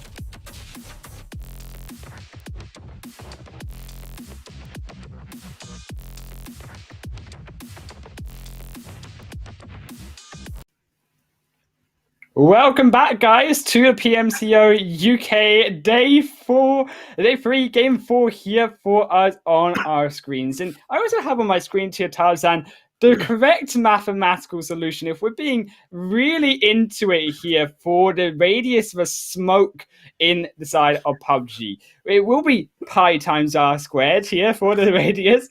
And now we have pi times 5 squared because it is a 10-meter diameter, as you can see. And then we go down here, because it's 5 squared, we're going to make it pi times 25. And here is a lesson for you, Professor. It is 3.146, equaling now 78 meters squared if you do that equation on the third line. That is exactly how much you've got here of a circle to move around a smoke. That is maths. And boom, baby. Boom, not so quick. My young Mr. Highland Wolf. Grade B+. Pi is 3.1416. Stay in school, kids. Oh my god! So you make me proud, and you know what? It's great, right? To see. There we go. Okay. We will have that fixed. And but the science of PUBG is the arts of war. If you know the physics of it, is actually very important when it comes to creating some plays. Distances, right? Knowing how far you can scout without giving away vehicle sounds. Do some experience yourself, and you can join me. Invite me, add me on Discord, follow me on Instagram, etc. I'll give you more insights into science of PUBG. But you know what? Sometimes it's a little bit different when we apply it on the battlefields, and we will have that last game. You know what? Please, I'm going to pray right now. You can carry on, because I want the Western playing path. I just want it so much. We pray together in unison here, Tarzan, as we go on to our fourth match in Erangel for that Western playing path and for Lakonostra MVP to finally praise the PUBG gods, not land over in Pubg for once in their life of this competition. That would be what I want to see. But also I wanted to mention that these teams so low on the leaderboard that maybe they won't be able to get up to the top. What we can do is actually stop Lakonostra MVP by dropping on top of him or dropping on teams who refuse to move in a location. And that is what we will want to see going on to the fourth match for us. Ooh. And the gods have answered. We will have one. Finally, that playing path going through from Therapia all the way to Zaki. And this is it, guys. Finally, you know what? Do you have your faith in it, etc.? And we will deliver to you this beautiful one, not always to Zaki, shooting range. So not so harsh to start off with. Okay, but it's still going to be a great test for a lot of these teams. And I also want to see how 777 ESPORTS play this, because they like going to Novo, right? They're still going for that Southern Island, but they need to find certain ways right now to rotate over there, because that playing path is a bit too far away from that coastline close to Novo. And we will see some adaptations coming through, and Lakonostra MVP will just grab that very pier, uncontested, done their homework, knowing that it's safe, so they will guarantee themselves a pretty safe early game 4 now. And but this is still good news for a team like HardShift, who likes to go to Zaverny, and for the teams liking to go to Georgiaport area. So we need to also find out what Most Wanted are going to do, because Kemeshki is definitely not within that distance. Same for Yasnaya. I expect maybe Most Wanted to be rotating through to Yasnaya, though, with some brief moment of time, and particularly because of that zone shifting over to the east side, not so much respecting the entirety of that plane path, but still, I think the more dangerous point will be as we see Sons of Odin over in Pachinki take a knock here. I think onto the side of Uncles, it will be, yes, as it will be Aga and Eslam now fall down. As Baka with the 2-piece will eliminate the entire squad of Uncles, and that's just 4 clean kills going over with still all 4 players alive for Sons of Odin. Uncles, heartbreak, I think, for them now, not having a strong position. They are going to struggle in tomorrow's games to even contest the top 3, but for likes the Sons of Odin, happy days for them because they needed those 4 points. Ooh. And they're just dancing it off right now, Sons of Odin. You know what? Uncles had their fair share. They had their fair share. They like Milter, right? And there was a team that's called Gaijin Seraphim that dropped over to Milter to contest, right? Milter with the uncles and got wiped by the uncles. And the uncles tried to do the same thing now over at Pachinki, getting absolutely smashed by side of Sons of Odin. But you know what? I think they danced a little bit too soon there because Sons of Odin is a team that has been rotating a little bit too late in the phase one, although they are claiming or dropping in a spot like Pachinki that gives them a little bit of an upper hand if they want to rotate to that center zone, and so they need to make that count right now. And Seraphim, once again, try to control North Georgia like they want and will take out one of Wild Esports player right now, and they still need to rotate further because not a lot of loot so far and are pretty far from the circle still. And particularly here around the Georgia Pole areas where the congestion will be, where these teams will continue to still fight here, Tarzan, because of the way that this zone has gone. I expect maybe more teams to be making use of the north side of Erangel in particular and rotating through shooting range through Severny and actually over through Yasnaya Bridge and into the zone that way. Noting, I think, for teams they'll remember perhaps Yasnaya isn't so contested, isn't so congested as it was in the group stage for these teams. But on the south end, now 777 all the way back into Nova, they just sprinted it in to try get back into comfort. And with themselves looting up now, they're going to have that strong access through that eastern bridge towards the Farm and Milter area and be potentially one of the first teams as well for a strong position towards the center. But you know what? For this circle, that's very different compared to before. 777 Esports can actually hold on to the Eastern Bridge a little bit longer. Just because some of the teams are forced to go to the western side, they may want to avoid charging straight through that circle from that main island. So they may opt in to go through first the western bridge, then rotate, get a little bit less congestion, right? Like through that southern island, then come back in through that eastern bridge. So that can get the side of 777 Esports some opportunity to farm some kills. So we need to see what teams want to do. And the Bujos is back here to lead TSC Legends, but only to find himself getting knocked by the side of Ki1. He might just find himself straight out of tonight's game as Bujo on his last legs alongside Chiquita on the front line as Ki1 look to wrap themselves up some more points and push TSC down further behind. But the smokes have come through. Bujo is now trying to run for his life, or albeit crawl his way over to some respite. Ki1 still crawling in, as you see. Hisoka now has made their position over to Bujo, will eliminate him just as fast as he came in, straight back out of Erangel in Chiquita. Bilal, K2, the triangle formation, going to have to hold strong here on the top of the mountain. They'll pick up K2. Chiquita's got their own buggy, and they're going to dip out of this one. Back to a trio, TSC Legends, and we can see how Hisoka made that rotation work.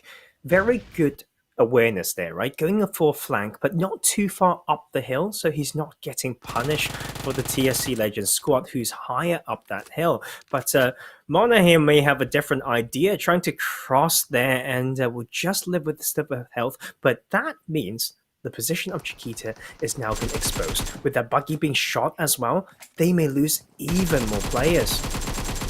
Yeah, I think Chiquita made a mistake here. Might have just been better off making a run for it while they had a chance, while we had that 40-second smoke for Tarzan in their favor. And because that's cleared, so will Chiquita out of this game. Say au revoir, Chiquita, because you're going to be seen in that final day and you'll be out of the running. The Uzi there to finish him off from Danoka. It was like 50-50 there, like for TSC Legends, whether to leave two to overlook and provide cover fire for Chiquitas to get out, or to just dip, because the side of Ki1, right, very aggressive squad. If they keep rotating on top, the rest of the squad of TSC Legends will be in shambles as well. So I don't disagree what they're trying to do, but look at the side of Royal Knights here. They have one step forward when it comes to the drop, and now actually trying to control this will get an opening not onto UV. That's a beautiful one. Now the bridge is now controlled by the side of Royal Knights, and they will hold that strong. That also means the rest of 777 Esports will find themselves the congestion and the pressure earlier than they expected. And this is because 777, they didn't drop alongside Royal Knights in the military base. They had to walk their way over to Novo for some loot and take back comfort in the early game. But what that did is it wasted early game precious time, and Royal Knights here have overtaken them in their position. It will be RENGERS though to fire back. Oh, sorry, he's gonna hit fire back as 777 will find a knock, but albeit now faster grenade will be able to reclaim some revenge. The knock-up won't be to a first, though, as Simba not able to find the rest of that one to close it out. Lakonostra MVP also find one onto Wild Zizzo, as they will also be eliminated out of the match. Ooh, I mean, they should know how to play the Southern Island, right? That is the choice of the drop. And the Simba now slowly coming into maybe support and can make it a little bit of a trade, maybe of a 3-4-3 right now. And they actually don't want to hang around so much. They've got that priority to the bridge, and they should maybe use that to get a better position and just be more dedicated on that bridge control, because now that they're rotated around, they may get themselves stuck on the Southern Island for the next shift.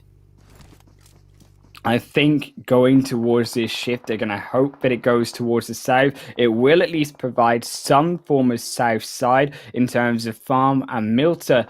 But crucially, I think we're going to have to look towards that shelter side. For once, actually, we might end up using shelter in this final stage and in the UK as a whole to see how these teams can center around. And I think if we draw ourselves all the way back to the start of the competition, Lakonostra MVP are known as a team to be able to hold strong around the shelter, and with a strong showing already in today's games, that could go towards their favor. Oh, you know what? I'm also disappointed at Sons of Odin. They are still in Pachinki. They were basically the closest team to the circle, and look at that map right there seconds ago. All those teams have overtaken them, and now Sons of Odin need to cruise through so many teams to find another spot if they want to continue in this game through a strong position. But Royal Knights actually will want to clear this out first, will pull that trigger to control this one, trying to pinch this last two players, no, just 2 out of 3 players of 777 Esports. The Overlook need to come through now, and that can potentially stop this push from coming. The bangs of grenades coming through on that second floor as 777 make their way up to the roof as they desperately try hold on to the remainder of this building. Still the 3-2 advantage for Royal Knights, pressuring even more with more explosions onto Tango in the inside, but they will survive. Londa only getting tickled by that final grenade, chucking one themselves down those staircases, and keep in mind the flank side of Gunner on the top that has been spotted out by Simba. They see that flank rotation is going to be so difficult if they now pressure the 2 inside the building for Gunner to provide some support. And maybe Gunner can rotate to a different spot for Overlook to get a different angle onto this one. It can still work out for them. But meanwhile, we have the circle shifting away from this position. So they need to wrap this up quick. And the circle is already closing. This type of standoff will damage and cause trouble for both of these teams. 777 still holding on for now, jumps down. That might have been a mistake for Londa, but finds a 1 piece. Can they find a 2? They just need to find one more, and they will not find it for now, but the zone closes in, and now the danger for Royal Knights, but they keep themselves alive. Tango will fall down as well, not able to take the final sliver of health, but here comes Gunner driving in a respite is not here. Starboy now needs to find the third, will smack him down, and 777 unable to finish off what they started. And Starboy will be the star player for Royal Knights, keeping now both even of Royal Knights members alive. It fell. clutch hits coming through from both teams. They're so close. And you know what? Just leave that one there because they've got some more distance to cover. Ki1 still got that full squad after causing damage to South TSC Legends. They will continue with that momentum. Now, Sons of Odin's under pressure. They feel that from those knocks upon them, and the South Ki1 will try to grab as many kills as they can, trying to do that 2-2 split the card to pinch all of that. More nades coming in, back onto your knees. Albert's dead. Shoxy back on those knees. Baka is probably the last one standing. Baka, the sole player for Sons of Odin, needs to make that miracle drive round and some safety inside the zone. He's in the middle of the fire between these teams, but it won't be enough. Baka goes down, and so will Sons of Odin out of the third day's games. Ki1 now up to 6 in total. And that is just going to change things up the leaderboard again, because Ki1 hasn't shown as strong as before, right? They've got some kill points. The placement is not coming through as much as we want, other than game 1. And they are now in here to grab, you know what, onto decent squads as well. They've got some kill points, but they need to rotate out of there. BeMyLOOT's already keeping an eye on so that they can stop this rotation. And meanwhile, we get that shift right over to that northern side, placing the South Yasnaya fields in the middle, so that we may see some finishes on those open parts, and we will see barrel holes being used, and Lakonostra MVP is feeling some wrath of the other teams, but Inori is still in here. Elisio living with a sliver of health, and Danny can come in to support even further. The full squad here arriving round RENGERS. It's LOOT, the only one alive, just will take himself down inside his compound. Gonna have to rely on the rest of RENGERS on the outskirts to remain 2 players to be able to do some more work, which the 2 inside of the mansion shed will not be able to do. They will take a nap for the rest of this evening as Wild Big Boss on just slightly ahead. RESQ as well, a team here driving up to the action, and RESQ a team that have had a dismal showing from the first 3 games and are desperate need to have some strong performance and separate themselves back still in top position. Yeah, I mean, they had one of the cleanest Erangel wins that we've seen so far in the tournament yesterday, and they are here to maybe repeat that history, and they really need it. They can't rely on that comfort at that top spot right now. They barely gotten any points today, so they need to go even further. And with this edge position, they can't seem to capitalize on that for now, and they want to start bringing themselves, you know, to that western edge, and they can start looking down that Yasnaya field and find the sweetest spot. And I believe if they allow themselves to do that right now, right, to play a little bit more proactive, they will find themselves another decent spot to frag it out. And we saw BeMyLOOT just moments before there, and I think BeMyLOOT, a team here, they still have the opportunity, despite being in 15th position at the start of day 2, now in 8th, looking to actually contest the top 3 spots going into the final days. If they succeed with a chicken dinner or high position, high kills here, they could be in the running for the PMPL by the end of tomorrow.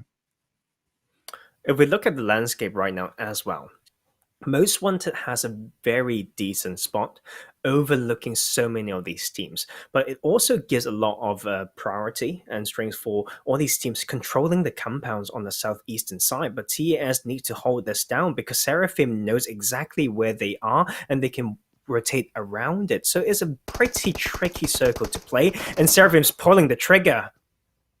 Gaijin Seraphim, they're looking for the kills. They found 2 now so far.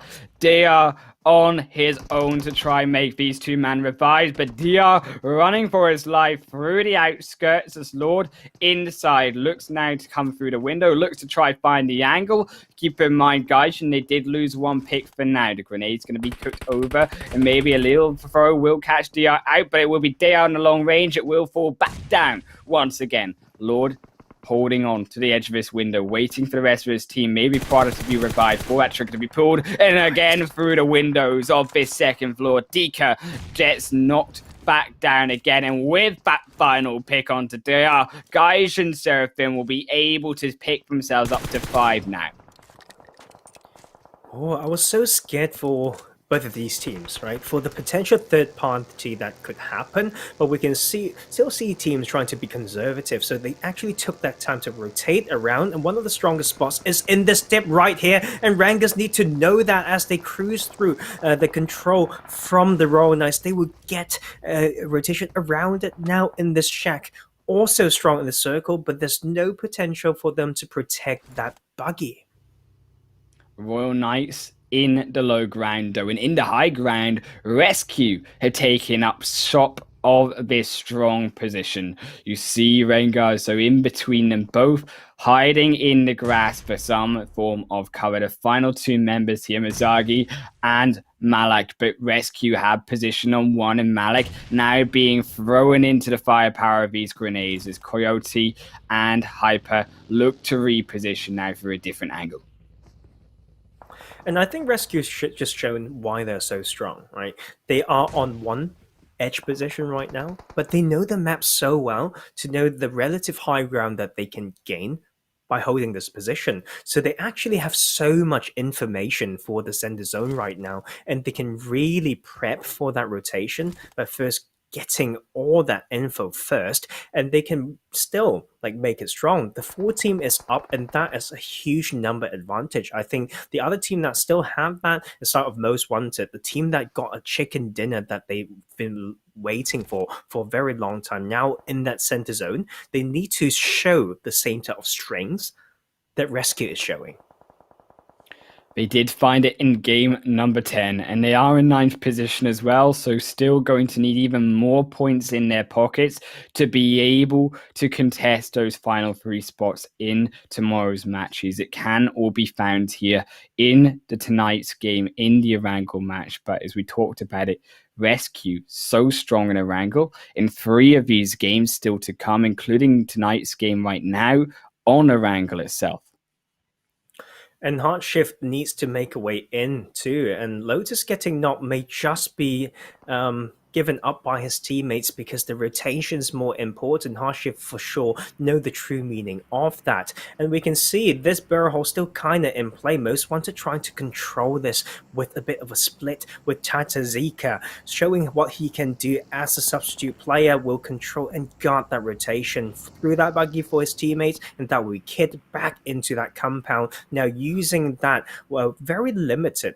One of the strongest buildings in the circle, they will try to control more, and HardShift's trying to come in so hard to find a spot, but Spawn just made it through.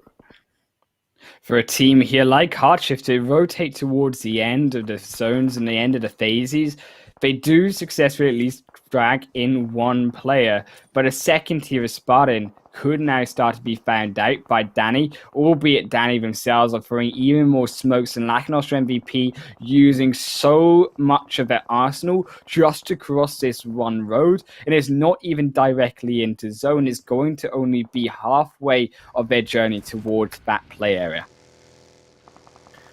And we can see some of these maneuvers maybe coming through to sit in the smoke, right? We talked about the maths there, right? The hard facts, and we can see Lakonostra maybe using that in their favor. They don't find a spot in the circle yet, but they are trying to make it count before they absolutely have to move, and that is them finding some shots onto Royal Knights and BeMyLOOT here, although having a spot is not quite easy because it's all in the dips, and those smokes do give away their position.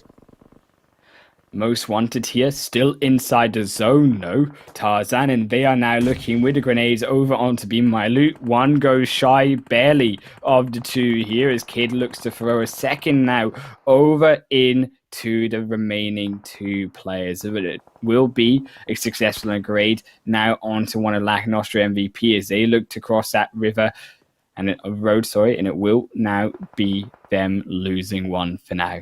You see in the play zone as well on the outskirts, RENGERS struggling as Alicia, also a second from Royal Knights, will finish off a double knock for Lakonostra MVP. Might just be a double knock here, but if Kid can find that crucial knock, they're desperately trying to dodge out here. 1 too short on the right, 1 too short on the left, 1 too short up on front, but it will now be Kid. Finally lands it with double knock, and Most Wanted pick up their 2 kills. And they will also get the circle, so they will they can also use it from the compounds as well. So that is huge for Most Wanted. And we can see them using momentum in their favor. Lakonostra MVP, though, having trouble against the very few amount of players on Royal Knights and just using that one tree as cover right now. Danny coming in to save all of that. We'll need to rotate even further, and the clock is now ticking. We've got 18 seconds left. Cable still trying to take the 10th kill of the game for Royal Knights. It will be another knock for Cable, but here comes Rescue. They provide some support and now maybe allowing Lakonostra MVP to fire back, but they still have only Alicia alive. They've knocked 2 with Daniel and Anori. Anori, of course, just being knocked down, now being revived up by Cable's fault. And now Rescue moving their way into zone. Still the furthest team out. It's going to be a tricky movement and a tricky time for them. Keep in mind, even TSC Legends ahead of them as well. The blue is now coming in. They need to start scouting forward. They need to throw some aggressive smoke. They saw TSC and they can maybe make that work. Alicia tried to open fire, get punished heavily. And the last one standing for them is probably Danny in there, and now still going back down on his knees. They are in shambles right now. But meanwhile, so many teams have fallen. Only 9 teams remaining in this last game of day 3. Rescue holding up towards Lakonostra MVP. They find a final pick, and Danny alongside Anori will drop 8 kills for Rescue. They survived, making their way into zone through TSC and Lakonostra MVP, and that's 2 teams on top of that leaderboard as well, going to now be out of the game to their hands. But Most Wanted down below them, still looking to take that strong position even further as they found Tick. Most Wanted will now finish Tick off with the help of Kid. Oh my god, with the circle as well, and HardShift still in. They found the Brilliant Ridge. I think they just have that at the back of their brain. They know this map so well that they were able to find one position to avoid all that action. So they will even grab more placement points here. But they need to know the limits of that, and as the circle keep closing and closing, they need to change the focus right now. Need to know which side to look at, and to be able to guard themselves. Beautiful nade from Most Wanted onto Spongy. Yeah, they threw the double over. One of them did able to land there, and only Spartan now alive. Another rain of grenades comes from Most Wanted. Spartan needs to get on out of that position because a vehicle almost blows him up, but keeps himself alive for now. The drive-by in for Kid to try finish off what they started, and now comes Spartan, needs to make this one be happen through the smoke, but can't quite find a kill yet. Takes it patient on the snake. Spongy will fall down. Spartan, can he find a pick onto Kid? No, he won't be able to now because Talazika, the substitute or not, is showing up strong once again. Finds Fat Flush, and it will be HardShift in 5th. You see Wild in 4th position as Big Boss goes down. Rescue moving closer. And Rescue with the relative high ground as well, being very, very aware of what they have to do. They can't even stand up. They don't want to give away any possessions. So the 3v4 between these 2 teams. And while Esports actually still in this, no teams got a spot in the circle yet, because that plateau with so minimal cover is very, very tricky to claim. And we will see the standoff a little bit further, but Most Wanted, beautiful play from earlier. You know what? Clearing out some of these teams on the edge so that they can protect the next rotation, but I've been so too soon. It is Most Wanted losing 2. You might have jinxed them here, Tarzan, because they've only got ads and kids. And they're spilling apart. The vehicle burning in front of Kid right now, and there's no direct way into that zone past that Jeep. Rescue just edging their way in slowly, and those 2 knocks are going to provide them the advantage as Phase 7 still chokes its way towards either of these teams. Hyper getting tickled by that zone in the outskirts. That is Zika will fall down to Hyper. You see Hyper even edging closer behind that vehicle, and Kid. The standoff is on the other side. Coyote Blood now might find another through the smoke, but they have to reload. Haven't found a pick yet. Maybe now find it onto 12 or ads. The vehicle pops, but neither will decide of Most Wanted. And that's huge for them. That revive turned it into 3v3. Most wanted. Kid went out of cover there. Oh my lord. And that is a huge mistake. Just tripped around the physics of PUBG. Now the last two players are in the smoke and they need to find a way out because they've got no sightlines. They gave the opportunity for RESQ to slowly crawl in. In Most Wanted, they're on the edge now, but a grenade splits in between them both. Will it be able to pop and find 12? Yes, it will, and Nad's not able to crawl away long enough to keep himself in a healthy position. The Molotov goes up to 12's spot, but he's moved now, and the revive looking to come out, but Hyper comes around the flank side. Coyote now on the opposite end. The smoke's not going to be enough. Ads need to fight it, but he won't be able to, and it will be RESQ with their plethora of kills taking the chicken dinner. In fact, it's going to be 14 to be exact. Oh my god. It feels like yesterday, right? It was actually yesterday when we said they broke 100 points, and they now have passed that 150 point mark. RESQ, I mean, we should have never doubted them. And with how they played I all never that doubted them, control, excuse me. and it's huge. And it's also huge for Most Wanted there. Another strong showing, and they can really take away those spots like held by Ki1 and TSC Legends in particular, who has not shown through tonight. And HardShift once again got some placement points, but of course, losing some players earlier, this is not a game that they want. It's not the worst, right? But we will find out from this ranking to see the actual situations here. A lot of congestion in that top part of the table right now. And you see RESQ have been able to surpass that 152 point mark. 84 kills, 84 victims to their hands. That is a lot of bodies starting to pile up here, Tarzan, for their side and for their points towards the PMPL. Over now a 31 point gap between them and second position exact. But a team that did be able to grab themselves up that second position is Lakonostra MVP here. They have had a strong game, albeit that disappointing end to it, and they have sniped up that second spot. 777 still in the edge, so on the bubble in third position. And I think it's a hard day for sort of TS Team and the TSC Legends in particular. And the BeMyLOOT got some work done, right? So we're happy for them. But I want to talk about Lakonostra MVP once again, right? So to put things in perspective, they were at 64 points after yesterday. So they've got 57 points today. If they can continue be consistent with that, carry that over to tomorrow, they can complete what they started. They were very confident coming into PMCO UK to say they will go to PMPL Europe West.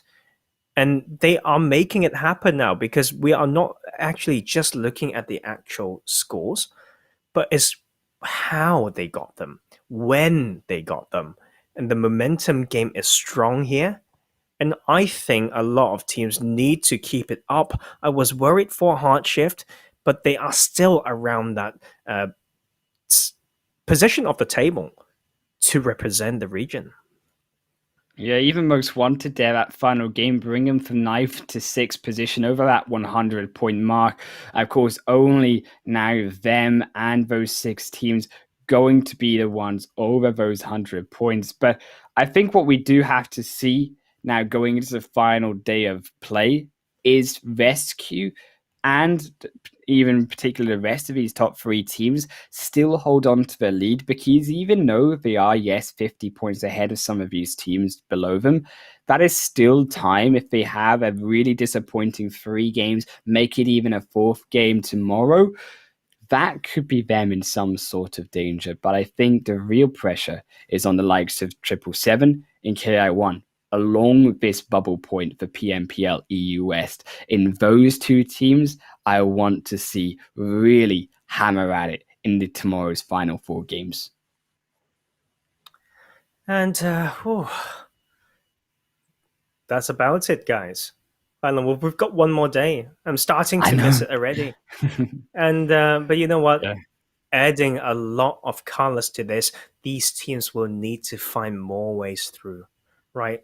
4 games to decide it all, and they will leave their names in the books, history books of PMCO United Kingdom. They need a lot of mentality, so much strength, as well as innovation. Speaking of innovation, I get to do it once, Shout out to our sponsors, Xiaomi. Innovation for everyone. They continue to innovate us how we do it, and these teams need some form. Whatever the source is, they need to have some creativity as well, right? We always talk about textbook play, foundation work, but right now, right, it's where they show us this special factor, something that can define them, that can prove themselves, and you know what? Just show up and have fun as well. Don't forget, always very, very important in this game.